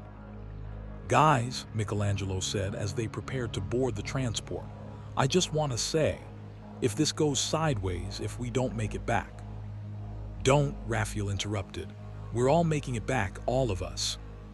Raph's right, Leonardo said. We're brothers, we've survived the shredder. The Krang, dimension hopping gone wrong, and 3 weeks of Jedi politics. We'll survive this too. And then, Donatello asked quietly, what happens then, Leo? When do we stop taking missions? When do we stop sinking deeper? When do we admit that we might be trapped here forever and decide what that means for us? Leonardo didn't have an answer. He wanted to offer reassurance, wanted to promise that they'd get home, that this was temporary, that everything would work out. But leadership meant more than comforting lies. I don't know, he admitted. But whatever happens, we face it together. That's all I can promise. They boarded the Republic transport in silence, surrounded by clone troopers whose identical faces somehow made the isolation worse. As Coruscant fell away beneath them, and the ship accelerated toward the jump point that would take them to Felucia, Leonardo found himself thinking about Master Splinter. What would their sensei say about the choices they'd made? Would he be proud of their commitment to protecting the innocent? Or would he be disappointed that they'd allowed themselves to be drawn so deeply into someone else's war? The ship jumped to hyperspace, and through the viewport, the stars stretched into lines of light. Somewhere ahead was Felucia, a jungle world full of dangers they couldn't imagine. Somewhere on that world was Count Dooku, a Sith Lord whose power dwarfed anything they'd faced. And somewhere in the shadows between stars and dimensions was the path home, if only they could find it. On the surface of Felucia, in the heart of the Separatist research facility, Count Dooku stood before a massive holographic display. It showed the turtle's transport leaving Coruscant, heading directly toward him, exactly as he'd planned. "General Grievous," he said calmly, "are the preparations complete?" "Yes, Lord Dooku," the cyborg general's voice crackled through the comm. "The facility is prepared. The weapon research is real enough to be convincing. And the scientist, well, he believes he's working on something important." "Excellent," Dooku smiled, an expression that never reached his eyes. "When our guests arrive, they'll find exactly what they expect: a facility, a weapon, a scientist to capture. What they won't expect is the trap waiting beneath. By the time they realize the truth, it will be far too late. And if they manage to escape—" "They won't," Dooku said with absolute certainty. "I've studied them, analyzed every recording of their combat capabilities. I know their strengths, their weaknesses, and most importantly, their bonds. Those bonds make them strong, yes, but they also make them predictable. And in war, predictability is a fatal flaw." He closed the hologram and drew his lightsaber, the crimson blade igniting with a snap hiss that echoed through the empty chamber. "Come, little turtles," he murmured. "Let's see if your code survives when I take everything you love and burn it to ash. Let's see if your brotherhood can endure when I give you the choice: join me or watch each other die." The Force rippled with dark anticipation. The trap was set. The pieces were moving. And four brothers from another world were about to face their greatest test, not of skill or strength, but of who they were when everything they believed was put to the fire. The Clone Wars were about to claim 4 more victims, or create 4 new legends. The Force, for once, was uncertain which. The Felucian jungle breathed with malevolent life as the Republic transport descended through layers of bioluminescent canopy. What the turtles found in that research facility would haunt them for years to come, not the biological weapon they'd expected, but something far more personal. Dooku had prepared well. The scientist was real, the weapon research genuine enough to be convincing. But the facility's lower levels contained something else entirely. Detailed files on Earth, on New York City, on the sewers where 4 brothers had once trained under a rat named Splinter. The Separatists had found their dimension, found their home, and Dooku offered them a choice as his crimson lightsaber hummed in the toxic air. Join him, and he would give them the technology to return home with the power to protect it forever. Refuse, and he would ensure that pathway was destroyed, trapping them in this galaxy while Separatist forces invaded Earth itself. Leonardo remembered the moment with crystal clarity, the way his brothers looked at him, seeking guidance when there was none to give. They'd faced the Shredder, the Krong, impossible odds time and again. But this was different. This was their entire world held hostage. The battle that followed was unlike anything they'd experienced. Dooku fought with centuries of skill and dark side power, his blade weaving patterns of death that should have been impossible to survive. But the turtles had something the Sith Lord hadn't accounted for. They fought not as individuals enhanced by the Force, but as a unified whole. Where one brother faltered, another covered. Where Dooku's power pressed hardest, they adapted, flowing like water around stone. They didn't defeat him. That would be a lie, and their story deserved honesty. But they survived long enough for Commander Cody's extraction team to arrive, for Jedi reinforcements to force Dooku's retreat. And in the chaos of that withdrawal, Donatello managed something extraordinary. He copied the dimensional research data, the coordinates to Earth, the technology that might allow them to build a portal home. But the cost was steep. Raphael's shell bore a lightsaber scar that would never fully heal. Michelangelo's left arm had been broken in 3 places when a laboratory wall collapsed. Donatello's equipment was destroyed, his scanner shattered, months of research lost. And Leonardo had looked into Dooku's eyes and seen something that terrified him more than any physical injury. The recognition that they were more alike than different. Both leaders willing to sacrifice anything for those they loved. Both warriors who'd crossed lines they'd sworn never to approach. The journey back to Coruscant was silent. The clones respected their space, and even Commander Cody, usually professional to a fault, seemed shaken by what they'd witnessed. 4 beings with no connection to the Force had stood against a Sith Lord and lived. That changed calculations, altered strategic assessments, and most importantly, it made them even more valuable to both sides of the war. The Jedi Council's debriefing was tense. Master Windu's expression was unreadable as Leonardo delivered his report, leaving out only the personal nature of Dooku's threats. Some things were too dangerous to share, even with allies. When he finished, Yoda was quiet for a long time, his ancient eyes distant. "Changed you have," the Jedi Master said finally. "Seen war's true face you have, and choice now you must make. Continue down this path or seek another way." Leonardo looked at his brothers. They were bandaged, exhausted, traumatized, but they were alive. And for the first time since arriving in this galaxy, they had real hope. Donatello's stolen data, the dimensional coordinates, the possibility of home. "We're leaving," Leonardo said, his voice steady despite the turmoil inside. "Not running, not abandoning your cause, but we can't fight your war anymore. We've given what we can, helped where we were able, but this galaxy, it's not ours to save or lose." "Understand, I do," Yoda said, surprising everyone.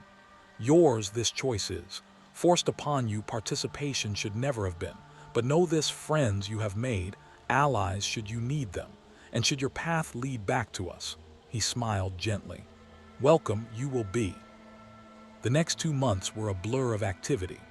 Donatello worked obsessively, combining Krong technology with separatist dimensional research and Republic power systems. The Jedi provided resources without question, perhaps out of guilt, perhaps respect, perhaps simple recognition that they owed these 4 strangers more than could ever be repaid. Anakin and Ahsoka visited often, helping however they could. Obi-Wan offered wisdom when the technical challenges seemed insurmountable. Even Commander Cody and his clone team assisted, their identical faces somehow becoming distinct individuals. Rex with his dry humor, Cody with his tactical brilliance, Fives with his rebellious streak that reminded them painfully of Raphael. They learned during those weeks that the clones were more than they appeared. Were they created for war? Yes. Programmed for loyalty? Undeniably. But they were also individuals, brothers in their own right, who'd chosen to make meaning from their existence. It didn't resolve the ethical nightmare of their existence, but it complicated it in ways that made simple judgments impossible. On the day the portal was finally ready, half the Jedi Temple turned out to witness it. The device was crude by Krong standards, elegant by Republic measures, a ring of crystalline technology woven with hyperdrive components, and powered by a modified reactor that Donatello swore would either work perfectly or explode catastrophically. 60-40 odds in favor of working, he'd said with a grin that didn't quite reach his eyes. The goodbyes were harder than Leonardo expected. Ahsoka hugged each of them, her young face trying to hide the tears. Anakin clasped Leonardo's arm in a warrior's grip, his mechanical hand cold but his words warm. "May the Force be with you, even if it can't touch you." Obi-Wan's farewell was characteristically understated. "Should you ever find yourselves back in our galaxy, do try to visit under less dramatic circumstances." Master Yoda simply tapped his walking stick and smiled. "Home you go, but know this changed you are. Shaped by this experience forever you will be, forget us not, and perhaps, forget you we will not." The portal opened with a sound like reality screaming, a tear in space that showed glimpses of impossible geometries and colors that had no names. Through it, barely visible, was New York City, the sewers, home. Leonardo turned back one last time, seeing the assembled Jedi, the clone troopers standing at attention, a galaxy they'd touched but never truly been part of. "Thank you," he said simply, "for everything." Then the 4 brothers stepped through the portal together, just as they'd arrived, as one. The transition was violent, disorienting, a sensation of being pulled apart and reassembled atom by atom. Leonardo felt Donatello's hand gripping his arm, heard Michelangelo's terrified yell, sensed Raphael's solid presence beside him. And then they were falling, tumbling through familiar sewers, landing in a heap on concrete that smelled like home. The portal snapped shut behind them with a sound like a thunderclap, and suddenly the only light came from Donatello's broken equipment sparking in the darkness. "Did we make it?" Michelangelo asked, his voice small and hopeful. A light flared, a candle, held by a figure whose silhouette was unmistakable. Master Splinter stood before them, his aged face streaked with tears, his voice breaking with emotion he rarely showed. "My sons," he said, "you're home." They rushed to him as one, 4 warriors who'd faced Sith lords and space battles, reduced to children seeking their father's embrace. Splinter held them, his small frame somehow encompassing all 4, and Leonardo felt something that had been wound tight for months finally release. They'd survived, they'd made it home, and they'd done it together. In the days that followed, life slowly returned to normal. April cried when she saw them. Casey punched each of them in the arm and pretended he hadn't been worried. The lair beneath New York felt smaller than Leonardo remembered, but infinitely more precious. But normality was an illusion. Leonardo saw it in the way Raphael flinched at sudden noises, the lightsaber scar on his shell a constant reminder, in how Donatello obsessively monitored dimensional frequencies, terrified the Separatists would follow them, in Michelangelo's nightmares about commando droids and space battles, and in his own reflection, older eyes that had seen too much, a leader who'd made impossible choices and would carry them forever. Master Splinter noticed, of course. In their first training session back, he watched them move with new efficiency, new coordination, techniques that bore traces of fighting in zero gravity and alien jungles. Afterward, he called Leonardo aside. "You have grown," Splinter said quietly, "faced challenges I could never have prepared you for, and yet," his eyes were knowing, ancient, "yet you returned changed but not broken, tested but not defeated. Tell me, my son, what did you learn?" Leonardo thought about the Clone Wars, about Jedi philosophy and Sith manipulation, about clone soldiers born into slavery and droids achieving sentience, about impossible choices and the weight of leadership in a galaxy at war. "I learned that fighting for what's right isn't always clear," he said slowly. "That good people can do terrible things for noble reasons. That war doesn't care about your code or your ethics. It grinds everything down regardless." He met his father's eyes. "But I also learned that Brotherhood is stronger than any empire, that holding to your principles matters even when it costs everything, and that home, real home, isn't a place. It's the people who anchor you when reality itself tries to tear you apart." Splinter smiled, pride evident in every line of his weathered face. "Then you learned well. The galaxy may have shaped you, but it did not break you. You remain who you are, my sons, and that is the greatest victory of all." But as weeks turned to months, Leonardo couldn't shake one persistent thought. Somewhere in another dimension, a war still raged. Clones still died following orders. Civilians still suffered under separatist occupation. And 4 beings who briefly became part of that conflict were now absent from its resolution. Did they make a difference? Had their time in the Clone Wars mattered? He would never know. But sometimes, late at night when the lair was quiet, Leonardo would stand in the darkness and remember. Remember Ahsoka's fierce loyalty, Anakin's complicated heroism, the clone troopers who'd fought beside them as brothers, Master Yoda's ancient wisdom, and Count Dooku's terrible certainty that he was right, even as he wielded darkness itself. And Leonardo would hope, desperately, irrationally, that somewhere in that distant galaxy, the 4 Ninja Turtles who'd appeared from nowhere and disappeared just as mysteriously had left behind something more than combat footage and tactical reports. That they'd left hope. That they'd reminded someone somewhere that warriors could hold to their code even in the darkest times. that even in a galaxy far, far away, Brotherhood could light the darkness. On Coruscant, in the Jedi Temple's archives, a new file was sealed with the highest classification. It contained all records of four-dimensional travelers, their combat capabilities, their philosophy, their code. Master Yoda himself had written the final entry. From beyond our galaxy they came, touched by the Force they were not, yet changed its course they did. Warriors of honor in a time of compromise. Brothers united when galaxy divided. Remember them, we must. For in darkest times, such examples light the way. May the Force be with them, though they walk beyond its reach. And may their path home remain open, should galaxy need them again. The Clone Wars would continue. The Sith would scheme. The Jedi would fight. Billions would live and die in the conflict between light and dark.